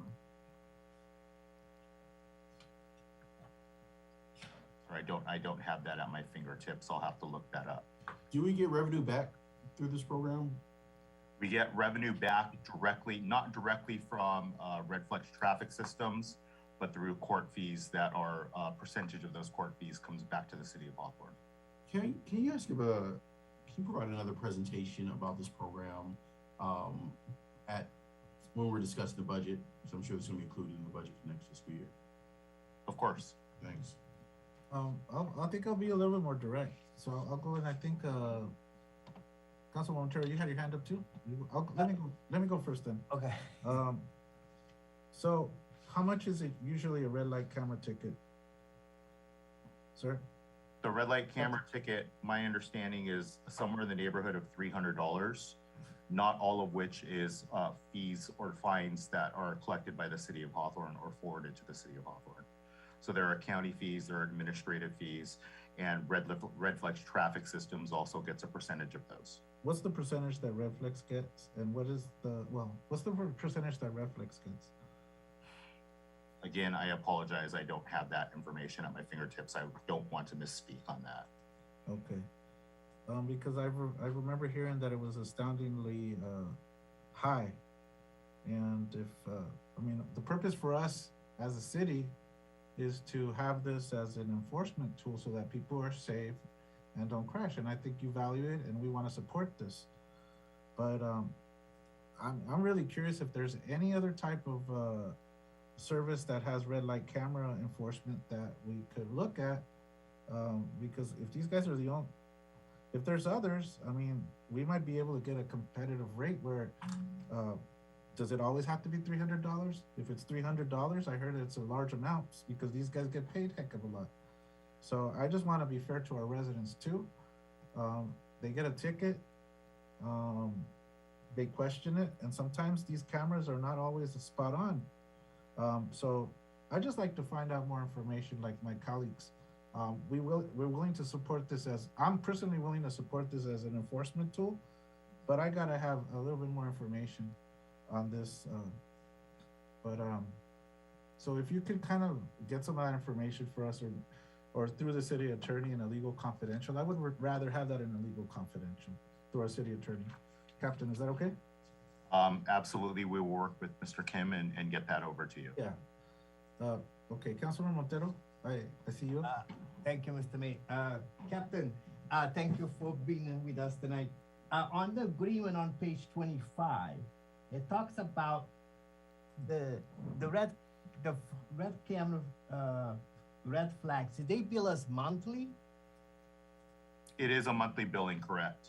Okay, yeah, because I'm looking at this page 25. It says, gross revenue to the city for the month, last of operating costs, balance, red flags invoice, and payment to red flags. So if your department need another $160,000, is because are we not collecting enough money to pay them? No, there is an issue with Tyler Munis, and because we didn't have a blanket purchase order and we are in a formal agreement with Red Flex Traffic Systems, we've been unable to pay for the invoices that we have received. Okay. All right. Thank you very much. Appreciate it. Anybody else? Okay, thank you. So where are we at? Where are we at? Do we have a motion for this one? I made a motion. Has it been seconded? Second? Okay, it's been moved and seconded. Roll call vote, please. Councilmember Montero, Yes. Councilmember Reyes English, Yes. Councilmember Valentine, Yes. Mayor Pro Tem Patterson, Yes. and Mayor Vargas. I'll be voting yes, especially since the police department needs this with urgency as of now. We can look at all the other things later. So yes. All right, the vote reflects mayor and council members voting yes. Item 24, somebody pulled that, go ahead. Yes, I did. I wanted to ask Vaughn to give us just basically a summary of what we can expect with the reopening of City Hall. And you asked for direction, which I'm happy to provide my input to, but I wanted to ask you to give us a little bit of a summary of what we can expect. Oh, absolutely. As the LA County has released many of its mandates, the City of Hawthorne, per the direction of council, is ready to welcome citizens back into City Hall to conduct business. What we're projecting to do is to have in-person council meetings, commission meetings, and I'm giving caution to the community if appointments can be had. I would recommend that the community still take advantage for appointments. Having City Hall open, we're looking at an opening day of May 9th. And some of the protocols that we would have in place is that everyone entering into the city for business must wear a mask. We're asking all visitors to check in at the front counter. It will be check in at the front lobby where the city flag is. We, as of now, are not going to ask for vaccination status. As I said earlier, we'll maintain the appointment system as needed. Walk-ups will be encouraged, and we'll reconfigure the workspace to protect our employees here at City Hall. In terms of in-person council meetings, some of the recommendations that I have is that everyone that enters the chamber would need to wear masks. We will not enforce vaccine requirements to appear in the council meeting. Members of the same household will be able to sit next to each other. If you have no relation to the person sitting next to you, we would have protocols that you're 2 seats away. And for those that do not obey or follow our direction, we would ask them to leave the meeting.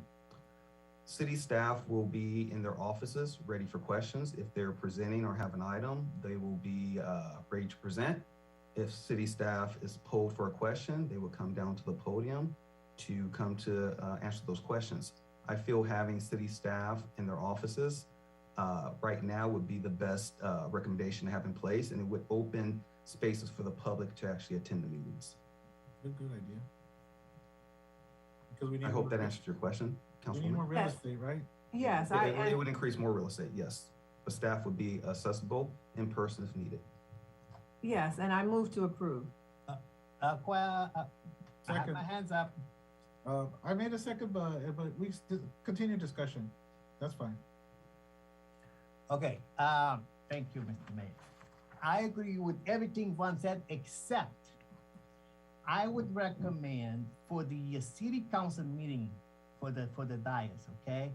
We should require people to enter the chambers have vaccination card. Because there is a new variant going on out there, and those that are getting that variant, the new COVID variant, is the ones that are not vaccinated. So, and they have seen an increase in East Coast. Philadelphia, for example, is going to require max mandate again to go indoors. And so I would say for the city council meetings, we should require people to get into the dais there to have vaccination cards. That's my recommendation. For all the rest is fine. But I think at the dais, because it's such a small space, and if somebody's not vaccinated and can bring the other variant to cover to that dais. That's the one my thing. I don't have a problem with that, but I have a question and suggestion as well when you're done, Mr. Montero. Okay, I'm done. Go ahead, Mayor Pro Tem. Yeah, I don't have a problem with what Councilmember said. I do have a question. Is it possible to do a hybrid model of any sort? Where if, for instance, if I'm at a conference that I can still attend the meeting, or if I'm not feeling well, I can still attend the meeting through, through electronic processes, and not have to miss the meeting. Is that possible at all? Absolutely. There's I'm sorry. No, there's an option for hybrid. I just was given direction to reopen City Hall and reopen in-person council meetings. So if the direction is to create a hybrid protocol system, I will work with staff and the task force we have here in the city to set that up.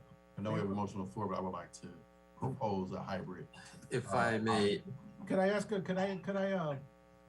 Pro Tem, so you're saying we'll continue with what we have planned, but if one of us, as a council member doesn't feel good, just wants to check in from home, that's what you're talking about?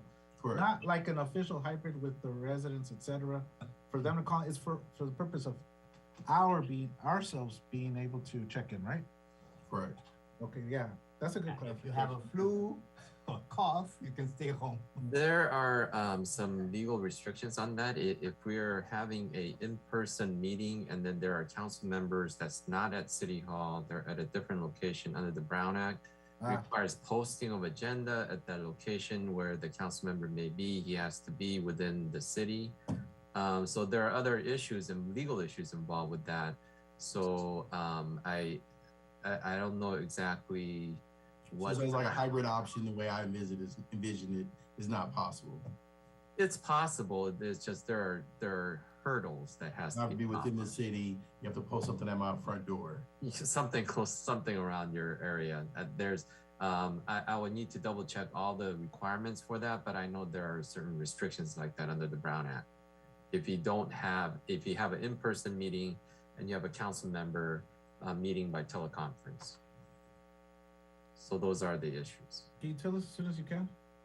Yes, I'll look into that and report back. That's a good consideration. Councilwoman Valentine, you got something? Yes, I am not comfortable with the requirement to be vaccinated and wear a mask. I think that I don't want to,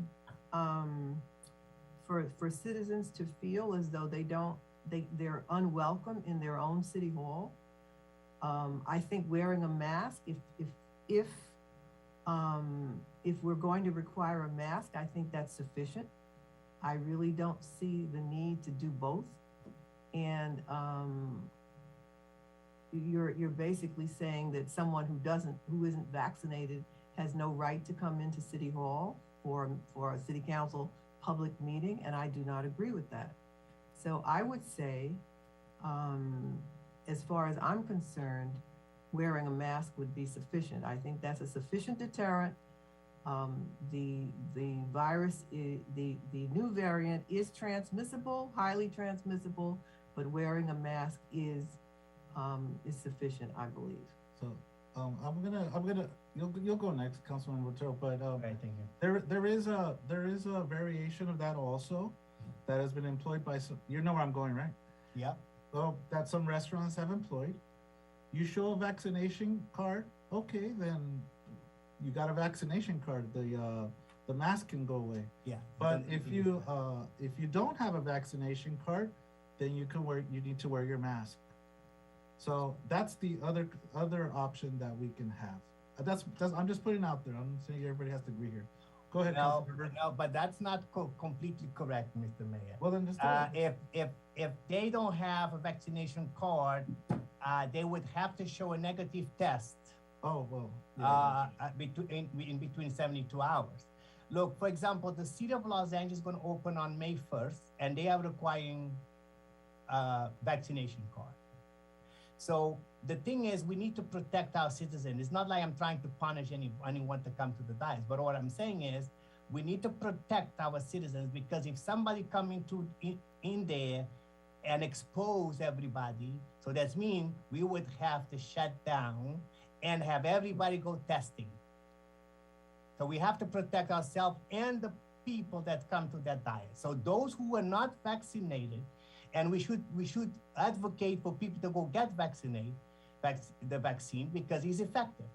So, and especially the scientists right there and the doctors saying that this new variant is very transmissive, and you know the mask does not protect you 100%. So what I'm saying is, because of that space is small, it's not like it's a sunroom or one of those big room at the Memorial Center. We should ask at least vaccination card just to come in through that dais for the meeting. Now, if the virus continue to decrease, then maybe we will get rid of the vaccination card maybe in about another 90 days if the virus goes away. But at this point, because what it said from China to London, to Philadelphia, to Boston, to New York, this new variant is starting to pick again. So we don't want nobody to get sick in our diets. So no, that's okay. Appreciate your feedback, but I mean, the reality is our governor and the mayor of the city of Los Angeles has. Don't bring them up. Absolutely, I will. They have set the precedent, especially at the Super Bowl, where they were without masks coming in, and everybody at the Super Bowl concert sitting right next to each other, showed proof of vaccination, not wearing masks. So it's either, you know, you can decide what we want to do, but I wouldn't say that we're not far off from some of our. I would just say, just put it to a vote, Mr. Mayor, if they want. Well, I'm not finished. No. Let me complete my thoughts here. So yeah, so they set the precedent. So I could go either way. I just don't want to. I could go either way, to be honest with you. But I think there's a lot of alarmists out there, but there's. I think we have the right to choose whichever direction we want to go. Okay, so if anybody wants to. I have something to say. I know there's a motion on the floor, but is it possible to push this back to the next council meeting to vote on once we get a little bit more information from the city attorney, or I don't know if we want to kind of reconsider Mr. Montero's recommendation as far as the mask. Can we? I don't want to push it to the next meeting, because that will become too close of May 10th. Of May 9th, of the deadline that Vaughn have given us. So what I'm saying is, if you guys go along with no vaccine in the dais, it's fine with me. But I would say, I told you so. So would we be willing to get our COVID task force here within the city to look at that and see just to get something that based on staff recommendation we could take action on? Mr. City Manager, is that something you could get back to us? Yes, would you like that information before the next council meeting, or would you like me to bring this item back with updated protocols per the direction of the council? I think we need to see what our county officials are telling us. You know, whoever, you know what, like, whoever has the highest bar, I think we should go by that. I don't think if somebody's like allowing for anybody to go without any type of measure of accountability, I think that's not the way to go. But we just need to choose what's out there with regards to our county peoples, maybe our state people, and compare who has the highest bar. Mr. Mayor, but the thing is, look, we need to reopen City Hall because we need to go back to normal. So Ms. Valentine have put a motion on the floor to accept the recommendation from Mr. Norris. So I'll second that motion, then we can vote on it. Right. And then we can get all these other facts later, okay? So for clarification, the motion, I think right now, there's two different versions. One is requiring mask plus vaccination. Then there is Councilwoman Valentine is just to require mask without requiring proof of vaccination. So I would need clarification as to what we're voting for. Well, what was your motion, Councilwoman Valentine? Yes, well, the recommendation was from the city manager that we would not ask for vaccinated status, but we would ask to wear a mask. Am I correct about that? Yeah, you're correct. And that's what I'm saying. I never put a motion on the floor for my proposition. I was just vent my opinion. So that's what I'm saying. There is no second motion. Ms. Valentine's the one who made the motion to accept Vaughn's recommendation, and I'm saying that I don't want no delay, so I'm gonna second Ms. Valentine's motion. And we can always increase the requirements if needed. So that's it. Okay, roll call vote, please. Councilmember Montero, Yes. Councilmember Reyes English, Yes. Councilmember Valentine, Yes. Mayor Pro Tem Patterson, No. and Mayor Vargas. Yes. The vote reflects mayor and city councils voting yes, except for Mayor Pro Tem Patterson voting no. Mr. City Manager, is that something you could get the COVID response team? Yes, we can, yes, we'll do a blind copy to the council members stating updated recommendations, but just keep in mind, these recommendations were just given 2 weeks ago, so. Okay. What are you trying to say? It's your guys' fault? I don't think much is gonna Is that what you're change, trying to but say? All right, well, no, do the research, man. Like I said, man, we just need to get this right. We can always, we're headed on track to opening up. Okay? Absolutely, I will follow up. That's all it means. Thank But you. We just need to be careful too, as my colleague said. City Attorney's consent calendar. Thank you, Mr. Mayor. Give me 1 second. We just have one item on the city attorney consent calendar. That is we're requesting a blanket purchase order for the amount of $35,000 for a contract prosecutor for the payment for the new contract prosecutor for the remainder of this fiscal year. That's 4 months from March through June. I move. Second. It's been moved and seconded. Montero, Valentine, roll call vote, please. Councilmember Montero, Yes. Mayor Pro Tem Patterson, Yes. Councilmember Reyes English, Yes. Councilmember Valentine, Yes. and Mayor Vargas. Yes, The vote reflects mayor and city council members voting yes. thank you. Next, we have City Council's discussion action items. Councilmember Valentine, 105 Express Lanes, letter of support, go ahead. Yes, so I'm supporting the MTA, which is requesting letters of support from cities for its request to the Department of Transportation for a $45 million grant to continue expanding on the 110 and the 10 and 110 express lanes. The addition of express lanes to the I-105 will improve mobility and travel time, reliability, through dynamic pricing of limited roadway capacity, yielding mobility benefits for both commuters and freight. It will also play a key role in preparing Southern California's transportation network for the LA 2028 Olympics and Paralympics.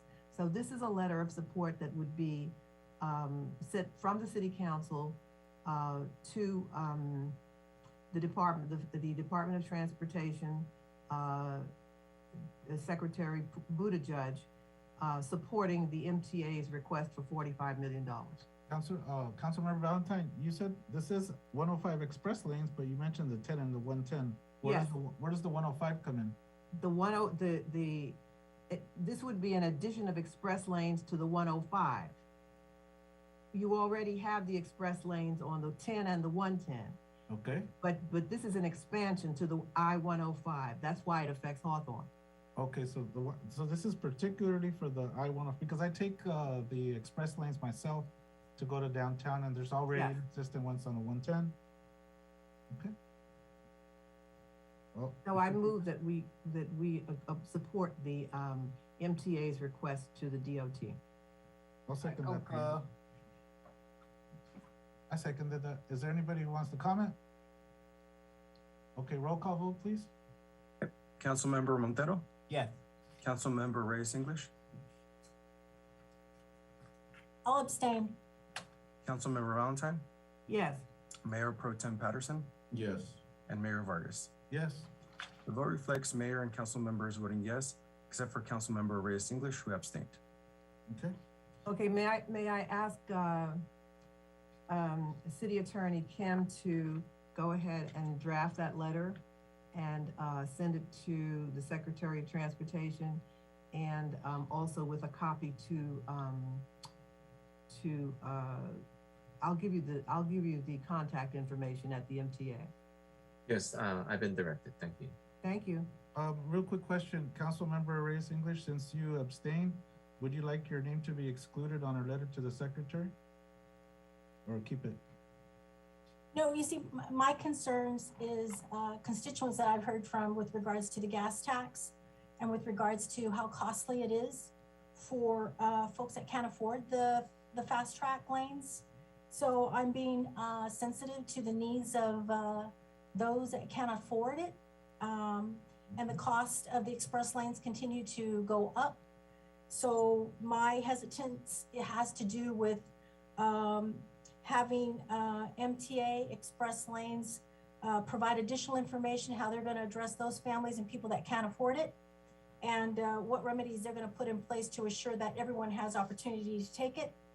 And so that's where I'm at with regards to support of MTA. I understand it's a grant. I understand, you know, we don't ever want to give never want to be able to pass up a grant, but there's other things that need to be addressed to address, you know, the needs of those that can't afford it.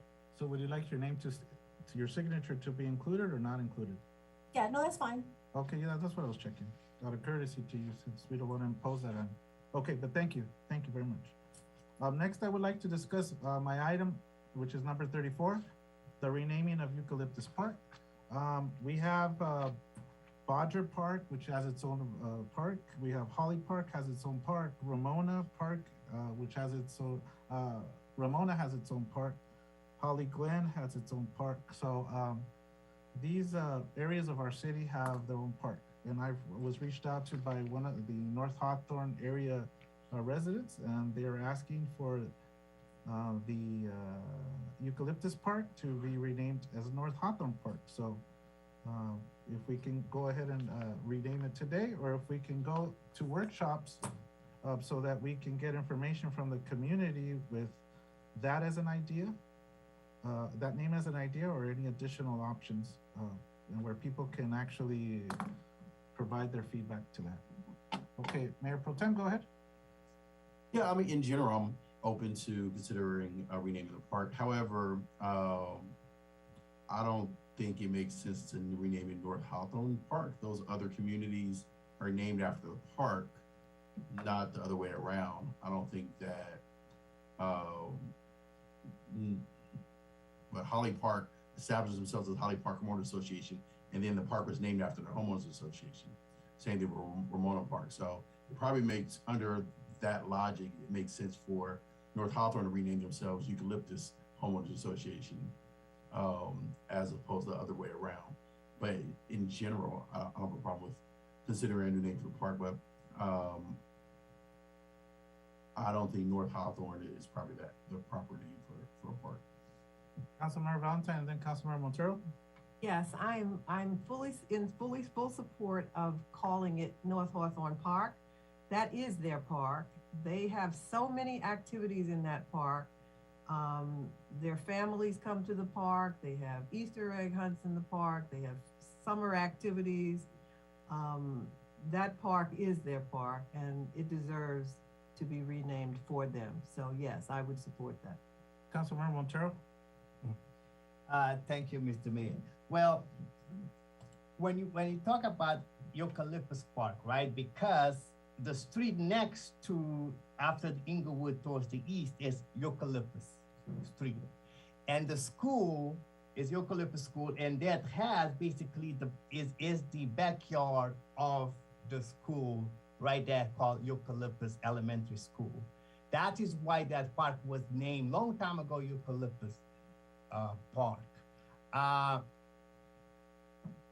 I don't, you know, if you think about it, that to me, it's not actually North Hawthorne, to tell you the truth, because it's west.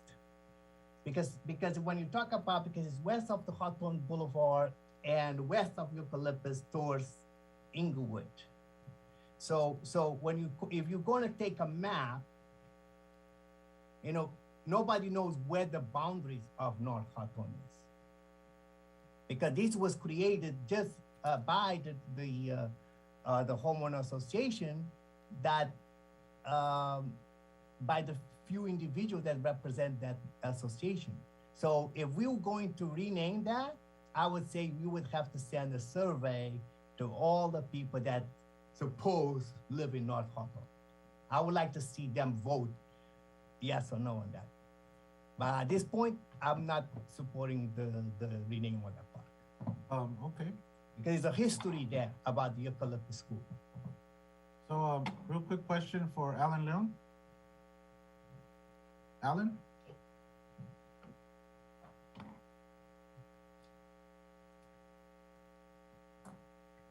Alan Leon. Yes.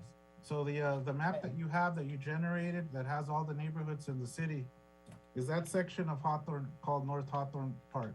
Councilwoman Valentine also has a copy of that map in her room that she had printed out. Is that section called North Hawthorne, yes or no? I believe there is a different name for that, but So Councilwoman Valentine, do you have that map that was generated by our Public Works area? I have it in my office, yes. And does it say North Hawthorne? I can't read it from here. I'd have to get up and take a Somebody look. has to get up. Well, It said northwest. It says northwest. well, yes, I think it's Northwest Northwest. It said Hawthorne. northwest. It There's a doesn't say north. northwest and a northeast. I don't see, I can't read where the park is from here. Wait a minute, I'll have to get up from I'll get up and I'll take a look. Either way, all I'm suggesting is a I'll workshop. get up and take a look. All I'm asking for is a renaming workshop. That's all. But you see, it said northwest and northeast. It doesn't say north Hawthorne. And who would have a right to Right. contribute their opinion to such of a workshop? Exactly. That's what I say. It would have to be people who lives in North Hawthorne. Then we have to designate what is North Hawthorne, because it have never been designated by this council. It would be the people who live in and around that park that would contribute. Yeah, to the exactly. name of that park. Yeah. No, I'm just using the same pretense that members from the city council used to rename the skate park from Larry Guidi Skate Park to Eucalyptus Skate Park. But that was a long time ago, Mr. Mayor, and Yeah, it but- was revoked. It was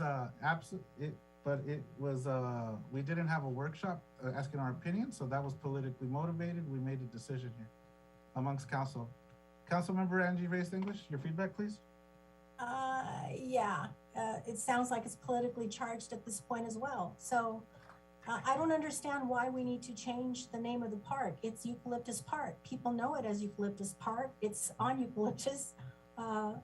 It's directly, you know, in history of other neighboring parks and what they're named of, you know, after, like Jim Thorpe Park, you know, again, Bodger Park, you know. I think if there were, like, say, for instance, new parks that were created, like these little tiny pocket parks, or say they're going to do, you know, a dog park or something like that. I think there should always be, like, maybe community input as to what those parks names would be, just like any zoo animal at a zoo. You give it a, you know, the community is asked to give it a name, provided a name. But I think this is kind of like self-serving, and it's self-serving, and I don't think necessarily that it has anything to do with community when it's, in my opinion, self-serving. I think Eucalyptus Park should remain as Eucalyptus Park. Okay, no, and I would like to make a correction. The park does not lie on Eucalyptus. It lies along Inglewood Avenue. I said the backyard. No. Councilmember Montero, I'm responding to Councilmember Reyes English. Yeah, and that was because of the schools. No, but it was not on. Backyard is right there. It does not at any point lie on Eucalyptus, okay? But it's always been Eucalyptus Park, is what I'm Councilmember saying. English, and one last thing that I'm gonna tell you is when a residents from the community ask for something, I put it before you guys. I think you need to be careful that you call the residents of Hawthorne who are requesting something from the council as being self-serving. If you disagree, please say so, but please stop offending the residents of Hawthorne who asked something of the city council through one of us. That's all I have to say. That was my opinion. You don't have to sit here and And I'm letting you don't talk to me know. like a child. Don't talk to me like a child, okay? Well, I am correcting you Don't because talk you to me like a offend child. I'm you not a offend the child. residents of Hawthorne Do not over and over address because me as maybe a they did not child. support you. Do not address me as a child. We all have an opinion. All of us had our hands up. We all gave an And opinion. that is my opinion, that you need to respect the residents of Hawthorne no matter what opinion they have. No, that's my opinion. That's it. That's my opinion. Okay, can we move on because there is no consent, so. There is no consensus, but I need council members to stop offending the residents, whether they agree with them or not. Not everybody agrees with me, and I don't offend them. All right, Okay. council, let's see, city manager, Norris, item 26. Yes, we have item 26. We have Mr. I'm sorry, did he disappear? Okay, we got Mr. David Snow here to address the council regarding charter cities. I would like to hand over the presentation to Mr. Snow at this time. Thank you. Thank you, Mr. Mayor, members of the City Council. It's my pleasure to be here again to check in one last time, or one additional time here regarding the charter. As you'll recall, the City Council provided direction the last time we talked about this with respect to the contents of the charter. We prepared a draft charter that's included in this evening's agenda item, and seeking any additional feedback or thoughts from the council on that. There's one issue that in drafting it did come up, and we wanted to seek specific council direction on that, and that's with respect to the commission appointments. You'll recall the council wanted the ability for each council member to appoint a member of each commission. What that did not account for is commissions that have more than 5 members. So we're seeking some feedback and direction with respect how to appoint members beyond the 5. So 5 would be appointed by each council member. And I think there are a couple of different options that the council could consider. One would be just any members in excess of 5 would be appointed by at least a majority of the city council. Alternately, the council could consider just conforming all the memberships of the commissions to 5 members, and then the issue would no longer be an issue.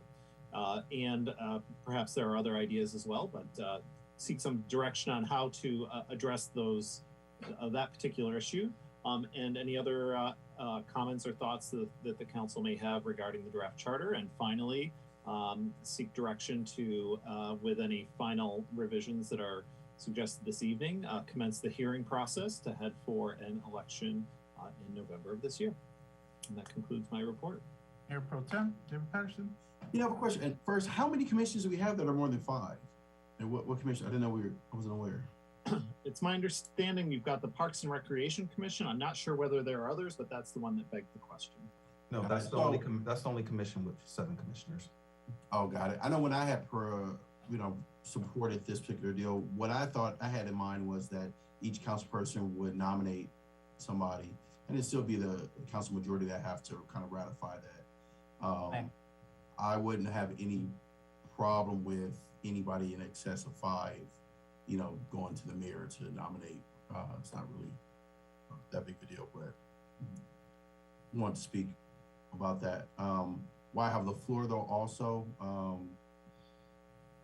I did want to share some thoughts that I've got from the community on this overall conversation. Got a couple calls, and specifically about the rotating mayor item. Somebody, I guess, reminded me or educated me that we were once a rotating mayor city. Guy Harker was our first directly elected mayor. I guess, this community had voted to be able to elect a mayor directly. And so, and was told that that's something that the community holds dearly, to be able to elect their mayor directly. So I'll be open to putting that aside or taking that out of the charter. And, maybe addressing that at a later time, especially given the fact that that directly conflicts something that the people have voted for. I received some feedback too on one of the other items, in particular the salary compensation, and residents have reached out to me asking them to to allow them to make a decision on that, to either support or reject that. So I believe that I would like to maybe see if we can, I'd like to make a motion on removing the rotating mayor from consideration from this point forward. Do I have a second? I'll second that. Okay, roll call vote, please. Councilmember Montero, No. Councilmember Reyes English, No. Councilmember Valentine, Yes. Mayor Pro Tem Patterson, Yes. and Mayor Vargas. Yes. The vote reflects mayor and council members voting yes, and Councilmember Montero and Councilmember Reyes English voting no.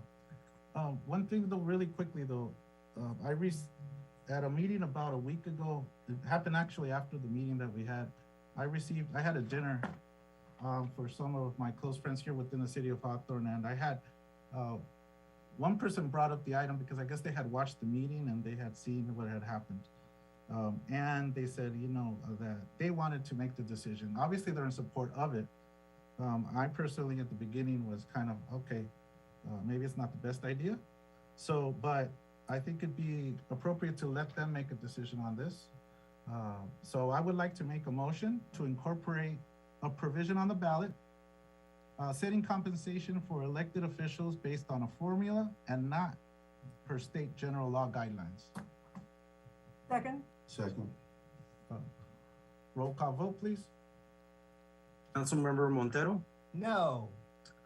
Councilmember Reyes English, I need more information. What do you mean formula? I don't understand.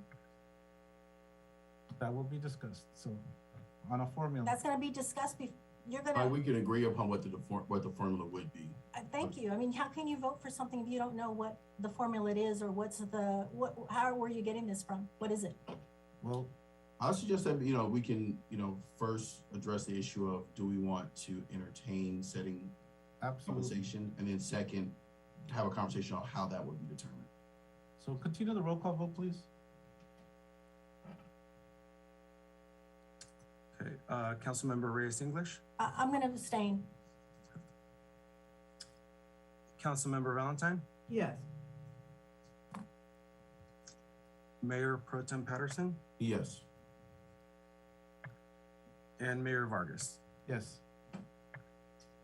The vote reflects Councilmember Valentine, Mayor Pro Tem Patterson, and Mayor Vargas voting yes, Councilmember Montero voting no, and Councilmember Reyes English abstaining. I would suggest setting it the way that the city of Carson sets theirs, which is a formula also. You have any other information on that though? I mean, I can share with you the language that they use. They set their compensation based on the low income limits for a family of four as set by the U.S. Department of Housing and Urban Development for the area, including Los Angeles. They have theirs for the year of 2018. I would say do ours for the year of 2021. Is that something you can already take into recommendation, Mr. Snow? Yes, Mr. Mayor, members of the City Council. Actually, in the prior staff report, Carson was one of the examples we provided. So we can, if that's the direction from the council, we can take that, update the date to 2021 as the Mayor Pro Tem had identified, look over that language, see if there's any other tweaks that might be appropriate for the City of Hawthorne, and incorporate that language into the draft charter. Councilmember Valentine, I think that's a good idea. Councilmember Valentine, Yes. do you have your hand up? Oh, no, I'm sorry. No. No question? Okay. Let's see, we have Councilmember Montero, go ahead. Thank you, Mr. Mayor. I hope the city of Hawthorne is listening. Because what we just saw here is a tremendous shame. Because last time, we got people that was in favor of rotating the mayorship, because the mayorship, to tell you too, is just an honorary name, because we all have the same power in this council. 3 people have the power in this council. The mayor is just to conduct the meeting. Anybody can conduct meetings. But if you want to be out there to claim the mayor, but at just same time doing nothing, be my guest. But I don't oppose. I don't oppose because I don't care about rotating or stay mayor as voting. The other one is, I'm listening that they're going to decide to put on the ballot for people to get salaries that's going to be at least $56,000 a year. So you count 5 council members, plus the treasurer, plus the city clerk. We're going to spend a lot of money, almost about maybe $300,000 or even more on salary for council members that they're not full-time staff. And then when we struggle with our budget, because believe me, when we have a reserve of $79,000, that doesn't give us even 1 year of operation if something happens. So you're going to sell your soul just because of a title and get to put on the ballot salaries and the mayor. I'm gonna tell you, I'll vote no on the charter. And if the charter go on the ballot, I'm going to lobby. I'm gonna put every dime I have to defeat the proposition on the ballot. And that's what I have to say.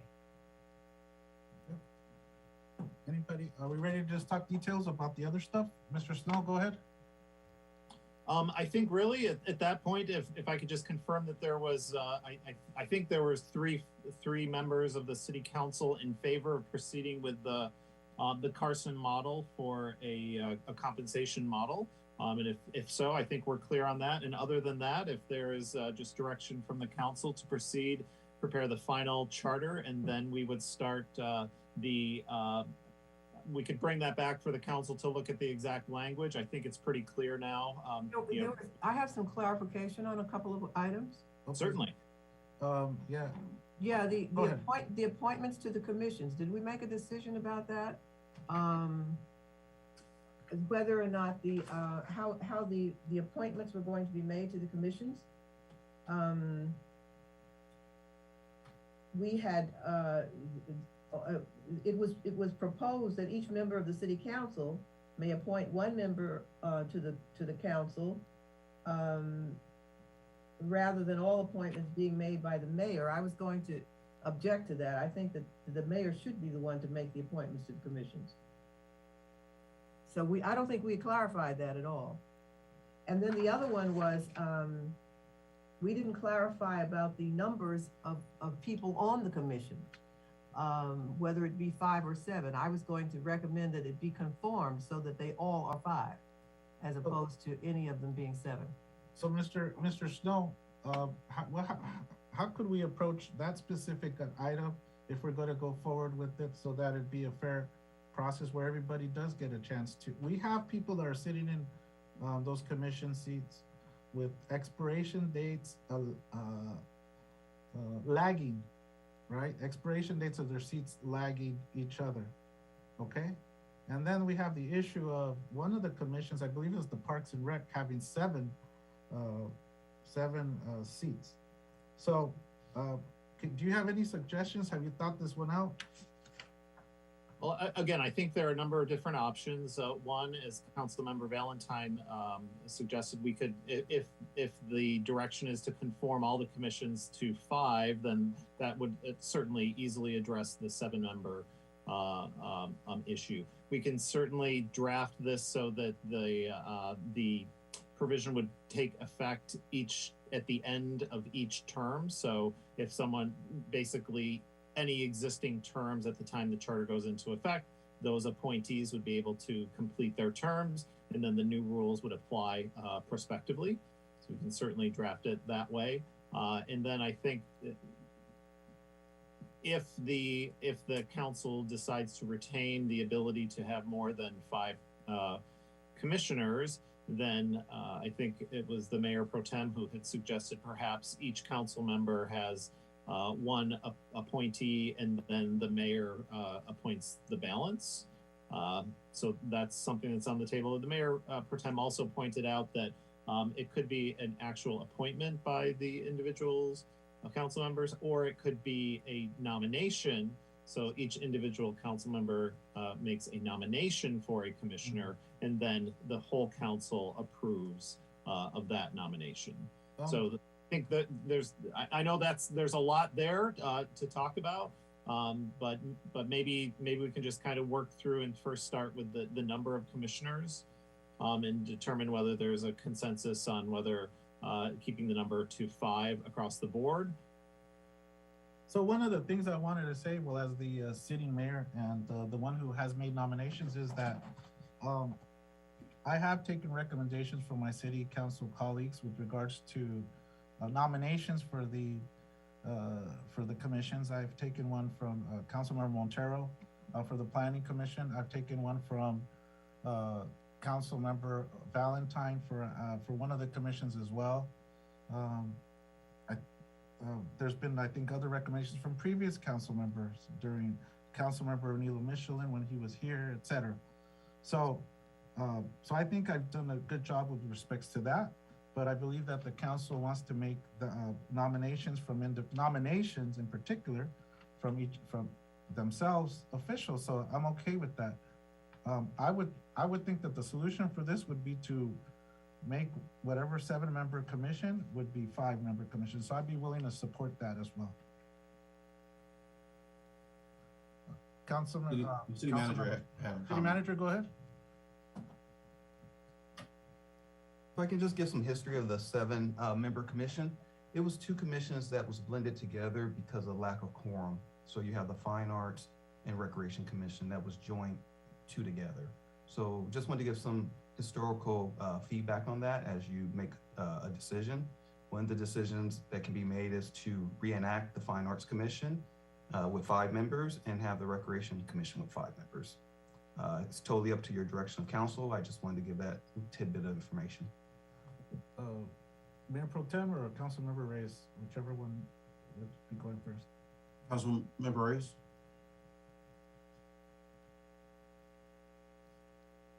We can't hear you. I wanted to hear what you had to say, Mayor Pro Tem. Oh yeah, sure. So I don't really have an opinion about the 5 versus 7. I really don't. But I just to reiterate, my recommendation was to each councilperson make a nomination, still have the council in the whole approve, or ratify that nomination. There's something else that the gentleman brought up about this on the subject. So I'm comment on.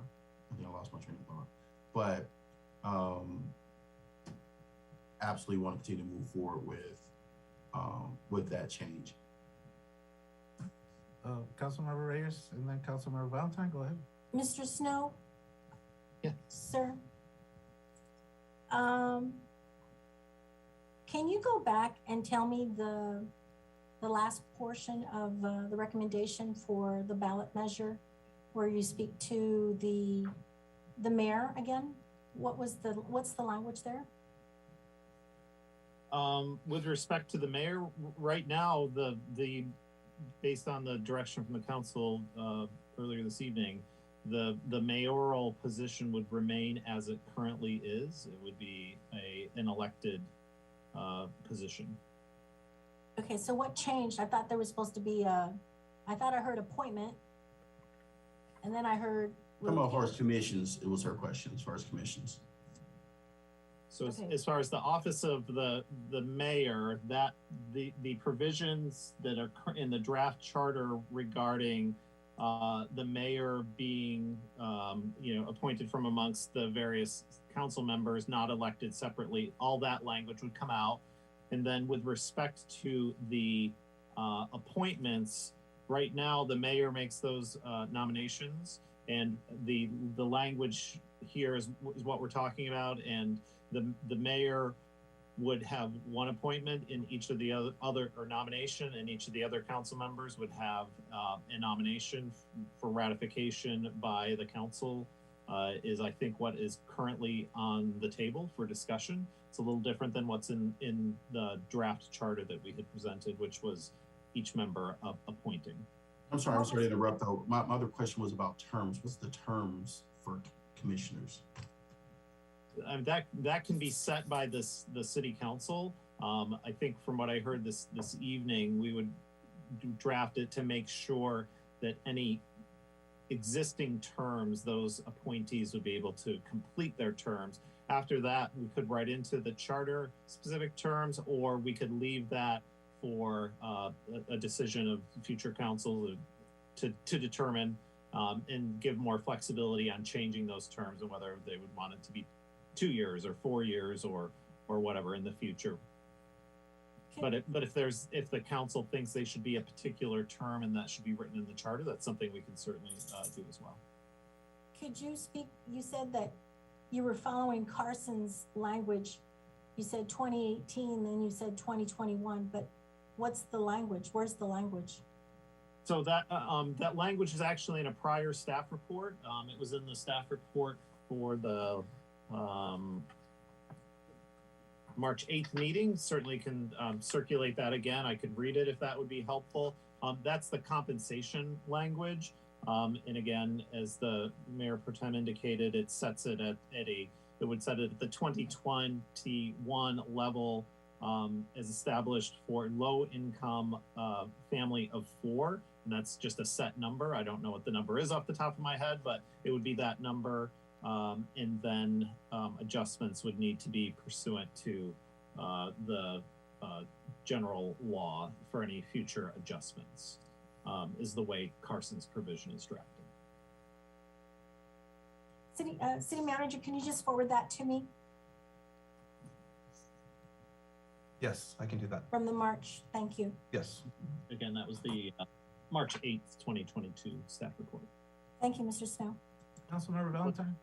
Yes, based on the recent comments of the city manager, I liked the idea of splitting off the commission, the Fine Arts Commission and the Parks and Recreation Commission, making it 2 commissions at 5 members each. So I would like to make that proposal. So I move that we do that. We split those commissions and have 2 separate commissions. One would be Parks, one would be Parks and Recreation Commission, and one would be Fine Arts Commission. I like the idea because I am a big supporter of the arts, and I wanted us to have an emphasis in Hawthorne in supporting the arts. Can I make a suggestion? We're talking about putting this in the charter. If there are any changes in the future, changes in the charter, let's say we want to merge because of lack of quorum, we want to merge it together again, we have to go back to the voters because it will be part of a charter.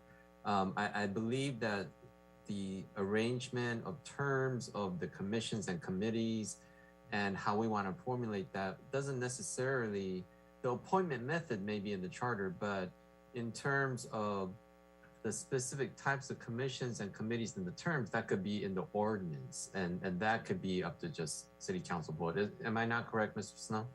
No, that's correct. And actually that I was thinking along the same lines. Again, with a charter, if we write things into the charter, the amendment process for the charter is submitting it back to the voters. Whereas if we can certainly put into the charter the method for appointees to all commissions and committees. And then after that, the council has the flexibility to set that, to modify that through either ordinance or resolution going forward. Mr. Snow, I just want to clarify just so we can get through this and just move on to the next stuff. So I understand right now we're talking about what's going to be included for the charter that we're going to put out for the voters to decide.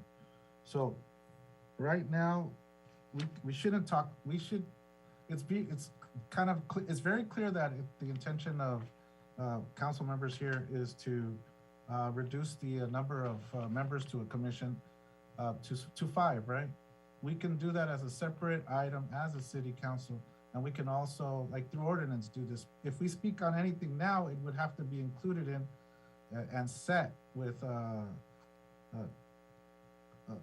it would have to be very concrete in order for us to mention it now, because it's going to go out to the voters and that's going to be law. So we avoid that by just waiting to another meeting and just setting that all separate, setting that up all separate, right? Certainly could do that, yes. Okay. Yeah, that makes sense, like having that something that the council can determine by ordinance, the fact that we do 5 versus 7 one commission versus 100 commissions or whatever. But that's always how we said it from, that's why we merged them anyways. So what we should, I guess, specify on the charter is just that each council person can nominate. So might I think having heard the conversation, I think I'm getting an idea of what might be a consensus type of approach. And maybe that is that we just establish that each council member nominates one member of a commission. If a commission has more than 5 members, the mayor would have the authority to nominate, and then the full city council would have to approve all of those nominations. And I have no problem deferring to my council member colleagues for that. That sounds like what I had in mind.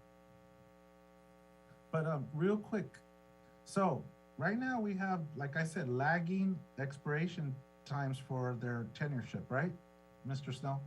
So they're lagging.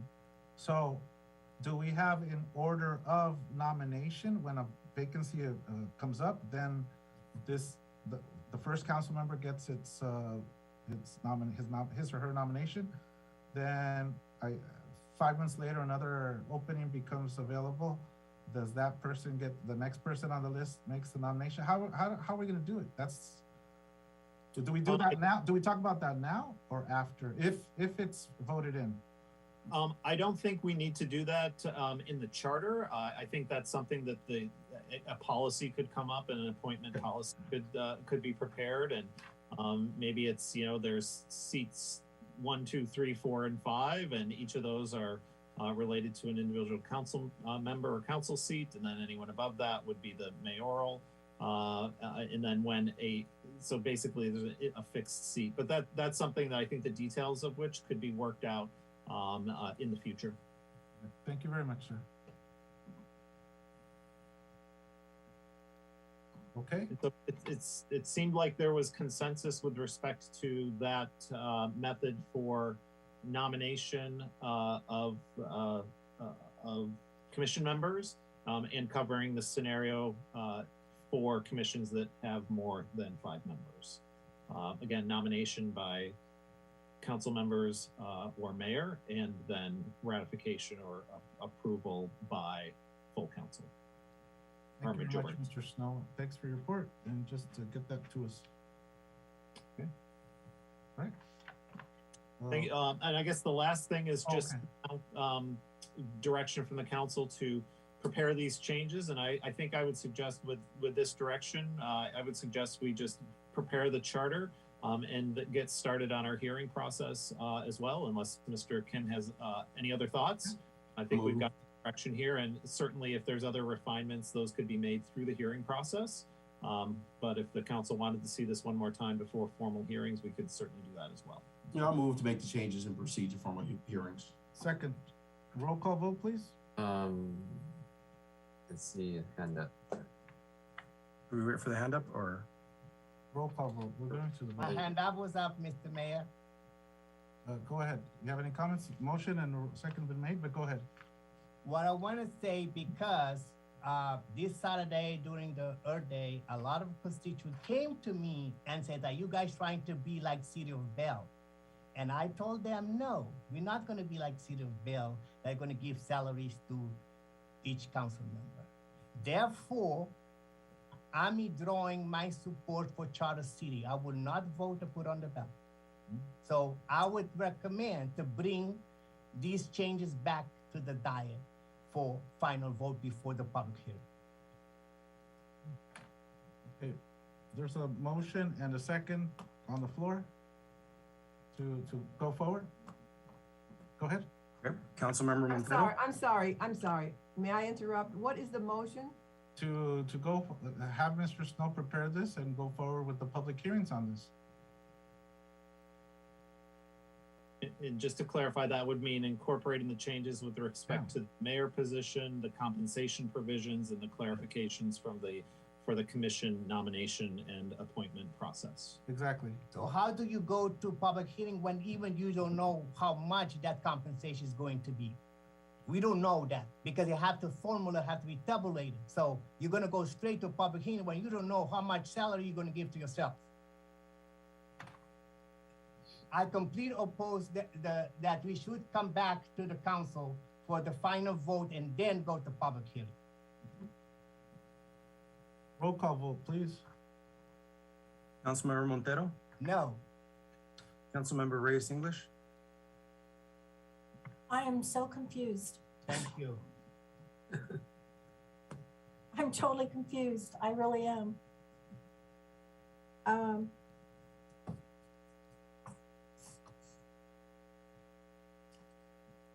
going to abstain. Councilmember Valentine,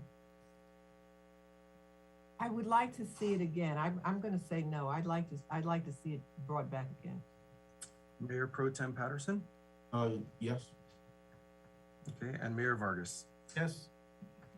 Okay, the vote reflects Mayor and Mayor Pro Tem Patterson voting yes, Councilmember Montero and Councilmember Valentine voting no, and Councilmember Reyes English abstaining.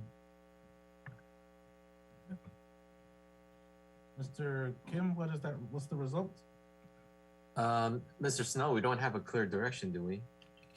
No, perhaps there's an alternate motion along the lines of bringing the actual language for the final charter back for another check-in with the city council, and then at that point seeking direction to move on to the formal hearings. I make the motion to bring it back to the city council, all the changes that were proposed tonight. And then after that, if we approve, it goes to the public hearing. I need to get a motion, Ms. Valentine, or the procedure will be that. Yeah, I'll second that.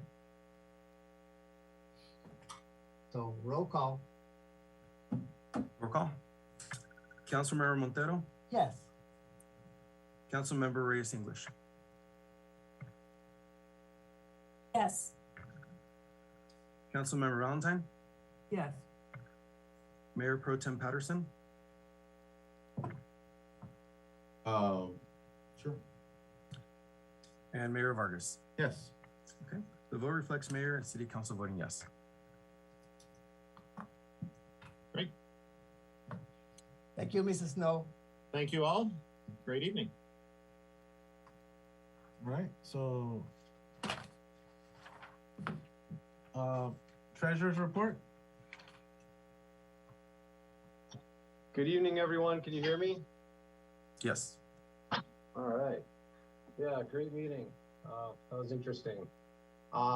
Yeah, just nothing to really update. Everything is going well. Fortunately, interest rates are rising, but it kind of makes the bonds seem like they're losing value. But in the long run, as interest rates go up, hopefully the city can make some more return on these limited things we can invest in, per the rules. Other than that, I will keep it short. Thank you. Okay. Mr. City Clerk? Thank you, Mr. Mayor. I want to thank everyone for watching from home. I just have a few updates. First, through a collaboration with the LA County Clerk's Office, we have secured our vote centers for the June and November elections. In total, we'll have 10 locations in Hawthorne where the community can vote, which includes 3 permanent ballot drop boxes. We were able to provide produce to about 550 families this Saturday, as well as register a few future voters. I want to thank all our volunteers from the various organizations and the American Heart Association for providing us the produce. We'll be out in front of City Hall next Saturday, the 23rd, from 10 a.m. to 12 p.m. Again, providing produce and registering voters. I also want to thank the council for approving the MOU with the American Heart Association. I want to share that Carla Vasquez, one of our volunteers, she's this amazing senior high school student who leads a program called Youth Integrity in Hawthorne, was just awarded one of our largest scholarships for high school students in the country. It is the Jack Kent Cook Scholarship. It will be up for up to $210,000 over 4 years. She does an incredible job with helping us during the produce giveaways, and she also helps us recruit volunteers. She's so good that we're actually at a point where we have too many volunteers coming out. So I just want to congratulate Carla. The city of Hawthorne is really proud of you. And that's all on my end. Thank you, everybody. Councilor Montero? Thank you, Mr. Mayor. Thank you for all the constituents out there listen, and thank you to staff for all the report. Great reports have it was done. First, I want to say thank you to the committee that put the Earth Day and the Bunny celebration together. This last Saturday, we celebrate Earth Day and celebrate Easter, basically, Bunny and the Easter egg hunt. So I want to thank Vaughn, Kawana, Gary, Jerry, Brenda, Selena, Akbar, all the public works staff who participated, and the Parks and Recs. They did a tremendous job. So thank you, all of them. And I want to thank the volunteers that came from SpaceX to the high school. So thank you very much. I want to thank the Senator Steve Bradford for showing up, and also to the Supervisor Holly Mitchell who gave us this beautiful certificate. I'm showing it because I think Ms. Valentine and I was there to accept the certificate on behalf of the city. But she gave us this beautiful certificate about the Earth Day. So it was a lot of good information going on out there. So I keep saying thank you, and especially the Republic servers who brought the Shredder Day and the E-Ways and the Compass. So thank you for all that. It was a tremendous job. So kudos to all my partners that were part of that committee. So thank you, and again, thank you for the sponsor for doing that for us.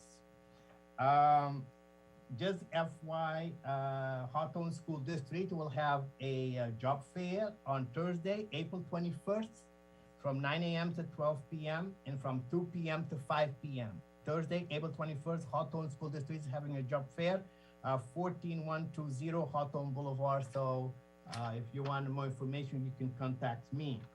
SoCal Gas sent us a letter that they have put some money in there, $525,000 for restaurants to apply for small business loans if they have difficulty of paying the employees, or if they want to upgrade their utilities or even the equipment, so they can apply. So for more information, you can go to the SoCal Gas, and they will find the access to the application. But if you need it, you can contact me, okay? And the sanitation district sent us a report about how the household goods that was picked up in Hawthorne, a lot of, the waste, it was about 553 household goods were picked up, 7,966, e-waste was done, people went down, and even the oil, about 2,000 something people dropped their used oil and paint. So keep doing recycle, because this is what our earth needs. It's Earth Day is coming up next week, so keep recycling, and more we recycle, more friendly and more good environment, good air we'll have in our city. So keep doing that good job. I appreciate it very much. Again, I want to thank Jesse for giving us the presentation about the Los Angeles Hospitality Education at the SoFi. I think it's going to be a great program for our community because sometimes not everybody can go to college. So that's it. 11 weeks can give them a job. So, and they do hire people to work at the SoFi all the time, and all some other arenas around town. I want to thank Joss for that LACADA, because that is a tremendous program, and we should be proud of that, because like I said, they, in 6 weeks, contact 78 people and have housed some of them. It's a tremendous accomplishment. So keep doing a great job.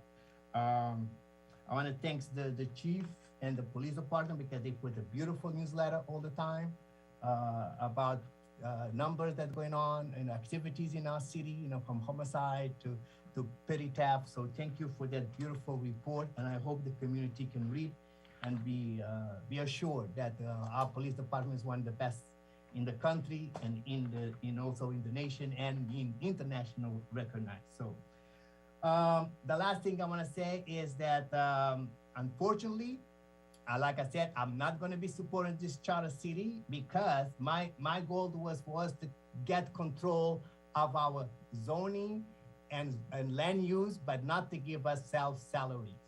And even the rotation of the mayor, I don't care about it, because the mayor, for example, he only have one more term, 24, he can run for one more term, and he has to be out of the office. So good luck, Mr. Mayor. So the other thing is, we should not be giving ourselves salary when we have a budget that does not give us comfort in paying our staff. When we struggle, because some of you were willing to give the staff 1% instead of that 5% raise. So when we have a reserve of only less than $80 million, and our budget is more than $80 million a year, so that means this city, if something catastrophe happen, we only can be operating 1 year, and then we be bankrupt. So until I don't see more revenue coming to our cities, more sales tax, more TOT, more other sales, I'm not going to give ourselves raise or even a salary. So I'm saying it's too bad that some of you just went to bed with the devil. So continue to do that, and God will bless you and us. And I'm going to keep eye on the city, because I'm here to benefit the people of Hawthorne, not my pocketbook. And I want us to adjourn this meeting in memory of those shooting in Sacramento last week, and today in New York City on the metro. So, Mr. Mayor, I would like us to, at the end, to give a minute of silence for all those victims of gun violence. Thank you and good night. Councilor Valentine? Yes, thank you, Mayor. So Saturday's celebration of Earth Day combined with the Service Provider Fair was a great spring and Easter coming out party. It was like the old Hawthorne with great attendance by families in the community. I want to thank everyone who played a part in it, who made the event possible, and the great staff led by City Manager Vaughn Norris. It was a great it was a great tribute to the city of Hawthorne and to the residents. I want to remind everybody that our Business Expo is coming up in 2 weeks. I can't believe it, April 26th and 27th. You're all invited. We're going to have it on 2 days this year. We have our first day with panel discussion and seminars.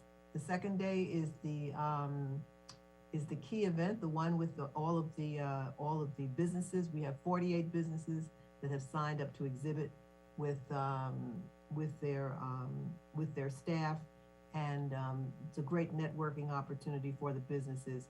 So I'm very excited about that. I wanted to make a couple of comments.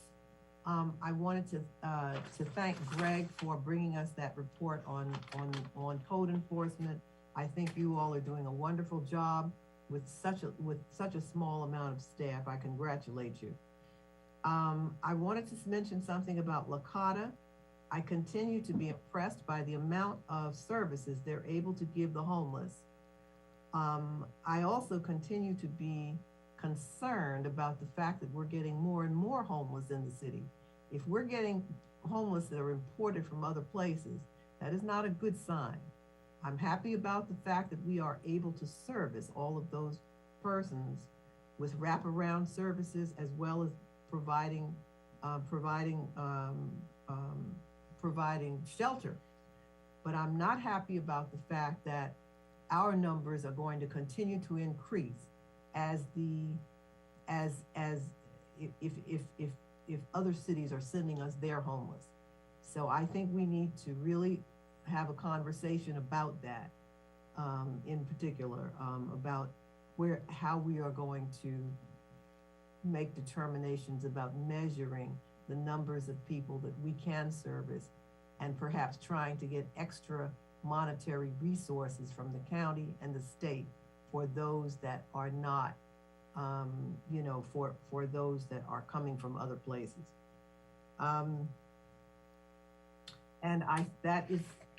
Thank you. That is all I have. Good night, all. Okay, thank you. Councilmember Angie Reyes English. Thank you, Mayor. Just want to make mention this past weekend's event. Thank you to Councilmember Montero and everyone that helped and assisted in that. City Manager Vaughn Norris, thank you to you and your staff and all of Rec and Parks people, even our Department of Public Works. Everyone was out there. It was a great event. I couldn't believe how many people attended. It was really a great showing. Thank you for that. I really want to see, City Attorney, how we could address the ongoing issues that I made mention earlier across the street. There's still a big problem with regards to the transporters bringing in tons of vehicles, and now again, they're vehicles that the location is starting to look like a junkyard of vehicles, and so it's not a good site. And could I give instructions to Attorney and City Manager if I could bring a discussion action item with regards to street vendors distance requirements, and this would be from any type of public venue, which would include public gatherings such as events that we had this past Saturday, including schools and parks and restaurants. And I think it's long overdue with regards to the distance and the requirements that should be made on vendors, especially vendors that are compliant and have all 3 licenses in the city. Other than that, thank you to all staff for your reports, and the Housing Department, great event. Thank you for the t-shirt. I have that. Great efforts on everyone's behalf. And I think that should do it. Thank you. Mayor Pro Tem Patterson. Thank you, Mr. Mayor. A couple of things. There's the ICSC conference coming up next month. I'm not sure if we brought it up at the council meeting, but I would like for us to, the city of Hawthorne to attend. I would like to attend that conference as one of the representatives. But, you know, we had a great experience at the previous one, met some great shopping center owners. From my understanding, that one was very muted compared to how it normally is. I think it was at 40% of capacity. And so this upcoming one is supposed to be like they normally are. And so it opens up the opportunity for us to kind of build some relationships with some businesses. What else? I just want to bring back up the employee premium pay or COVID pay, or whatever we're going to name it, that I brought up at the last council meeting. I'd like to have that on the agenda for this upcoming council meeting. I did a little bit of research myself. Carson paid its employees $12,500 each. Compton paid its employees $15,000. And the city of Long Beach also designated some money for its employees. I don't know that number. I'm suggesting $3,000 for our employees. What's next? I had a big long speech about this, but I'm gonna cut it down. I think that we do need to get involved in housing in the city of Hawthorne. I think there are some bad actor landlords and some bad actor tenants that need some support, that need some oversight. I know that the city of Inglewood established some kind of housing oversight commission. I would like to establish some type of commission that can first look into what kind of teeth can the city of Hawthorne have, what kind of enforcement can we put together when we have bad actors on both sides of that spectrum, and then establish a sitting committee or commission to kind of oversee those issues. I know I've gotten many calls, many conversations from residents who are living in just horrible conditions at their apartments. And that cannot be something that we just turn a blind eye to, especially as rents they've doubled in the last 5 years. You used to be able to get a studio 1-bedroom in Hawthorne for less than $1,000, and now it's going to be $1,600.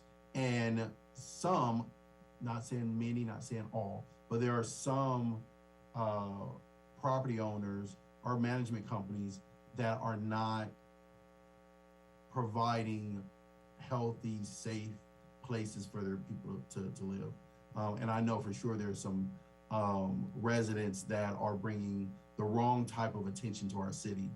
and the wrong type of activity to our city that likely have probably violated some rules that shouldn't be there as well. So the city manager can put together whatever I said in maybe a discussion item or something for, the whole council can talk about. Hopefully we can move forward with something along those lines. But we need to get involved. And just even on that topic, we need to make sure we have high standards for all development projects that happen in our city. We can't just let stuff come up and just have poor setback requirements, no open space, bad construction quality. I've toured some developments in the city, and some have been very nice and some have not been very nice. And we need to make sure that we require quality in our city. So however we can address whatever that comment and put that on some type of agenda or policy or whatever the case might be. But we need to make sure we have quality building standards, and once it's built, that it's maintained at a good quality. That's all I have. All right. Okay, thank you. All right. Thank you all the residents for being here today. We had a lot of great items on the agenda today. For example, the Los Angeles Hospitality Education Center that they're opening up at SoFi Stadium in their facilities. That's going to give business owners, caterers, and support vendors in the SoFi area good training with respects to how to serve the community and offer the best product. So when people are visiting for games or having events there, that they'll be taken care of as best as possible. Also, the presentation that was made by L.A. Cata, it was very touching, and it really, the gentleman did make a good point. Wish we could help a lot of people, make things happen. But we do need to have some data in order to be able to get more money, to be able to have the gentleman that was speaking to be able to do it as he does. Because at the end, he needs to be able to take care of himself. I don't think he or anybody else would do it necessarily for free. We do have a lot of volunteers, but they need to be compensated and be able to feed themselves and house themselves as well. So that's why we need that data. But we really thank him for what he did. Thank you for the residents who are watching out there and have contributed. And there's a lot of good things that we're having here in the city and a lot of successes. So I thank all of my council colleagues for your participation and the healthy debate that we always have. And I thank the staff also for helping out as they do, and our police for protecting us. So that's it. There's no further comments from council members and staff. This meeting is adjourned at Hey, happy Easter to everybody. Happy Easter, that's right. And the memory of those who died, Mr. Actually, let's have a moment of silence for those people who died in the shooting. So let's have a moment of silence.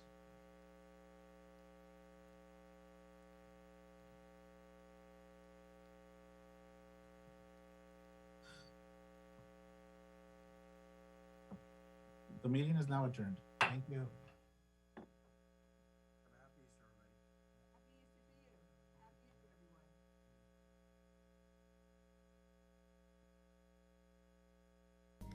In California,